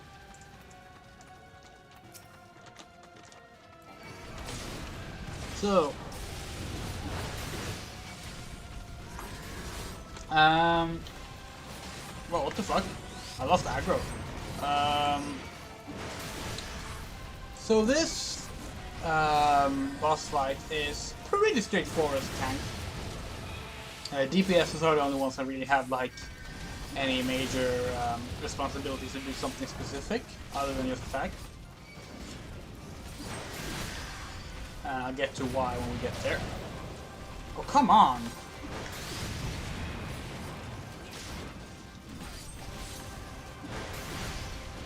I don't know why I can't keep aggro. But there are samurais, so they're probably like level 80. That's probably why then. So I do have oh shit, I don't have Defiance activated, what? When did I lose that? I had it earlier. That's really bad of me.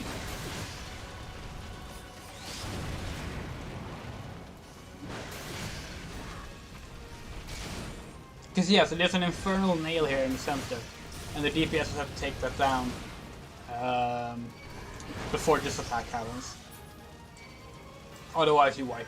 And on the harder difficulties, there are more nails, and that's essentially it.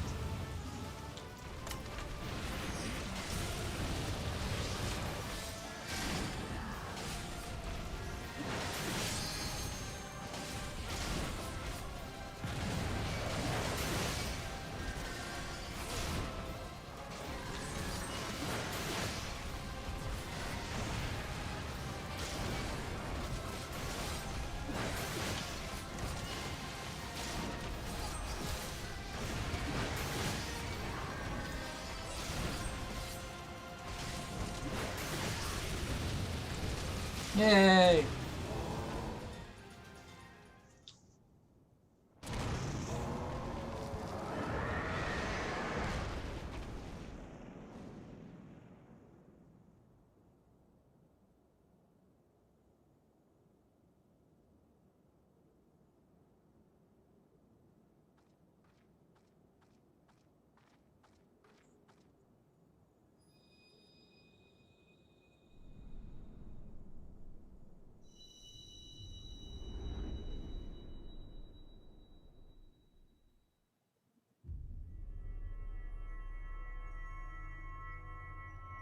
We still have our oven mitt hands.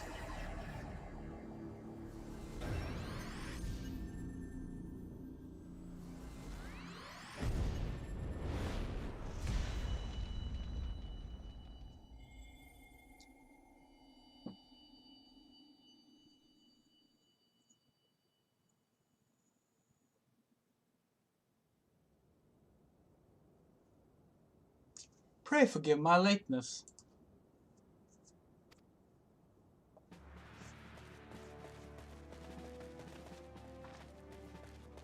I was delayed by a congregation of Amalja's zealots. I swear, each seemed more evangelical than the last. Persistent lot.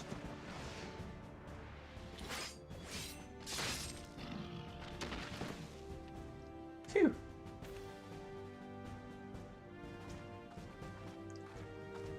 I see the blood swarm wastes no time extracting the captives.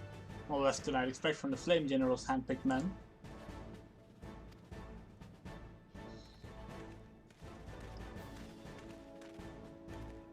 As for these two, it is fair to say their hardships have only just begun. They have much to answer for. I feel owe you an apology, Cinder. Had I known this mission would prove so dangerous, I would never have left you to face it alone. You have been given a veritable baptism of fire. But let us continue this conversation in a more agreeable surrounds. Camp Drybone, shall we say? This way, sir. They said those two will have much to answer for, but they were taken by Ifrit's what's it called when the primals do that thing? Anyway, like that just means that they will be put down. So I mean, just I don't know. So that was the mighty Ifrit.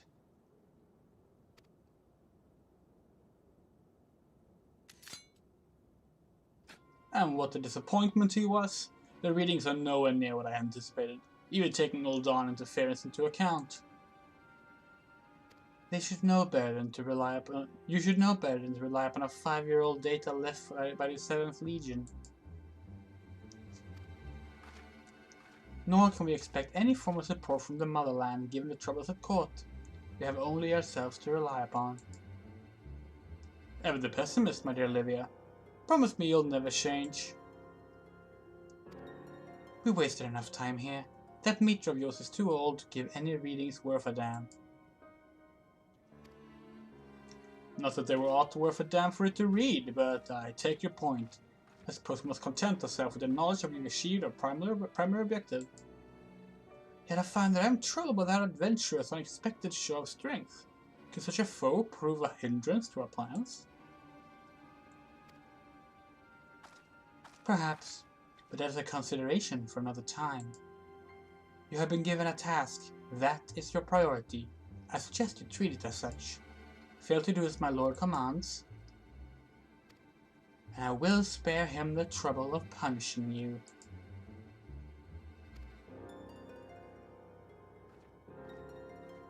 With allies like that, beware a woman in love, and I shall need be in my best behavior.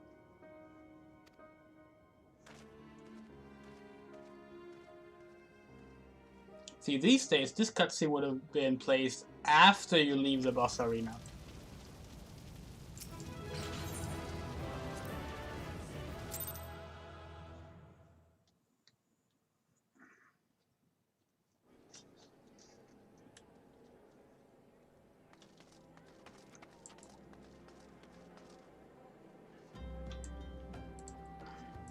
Ah, there you are, Cinder. Come, rest a while. You will have no better opportunity. After witnessing the gods' economist's defeat, the Amalja will be less inclined to risk our wrath, for a time at least.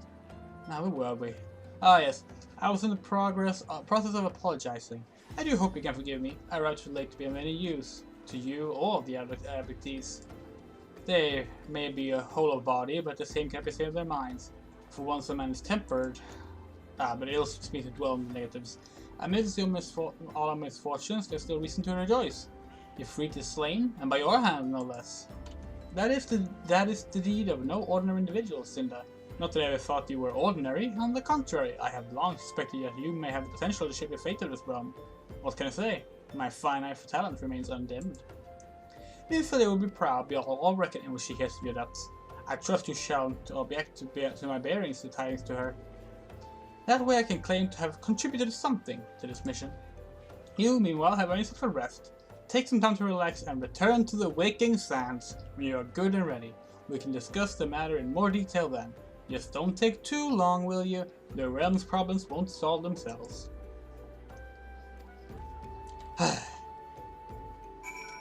Okay, so fun times. This is where we're going to be closing out tonight. Next stream, there should be another stream this week. There should be one more stream this weekend. I don't want to say for sure tomorrow just yet, but we'll see. And the plan for the next stream will be to get past, let's see, after this we go to the Shroud, I believe, to deal with the Sylphs, I think.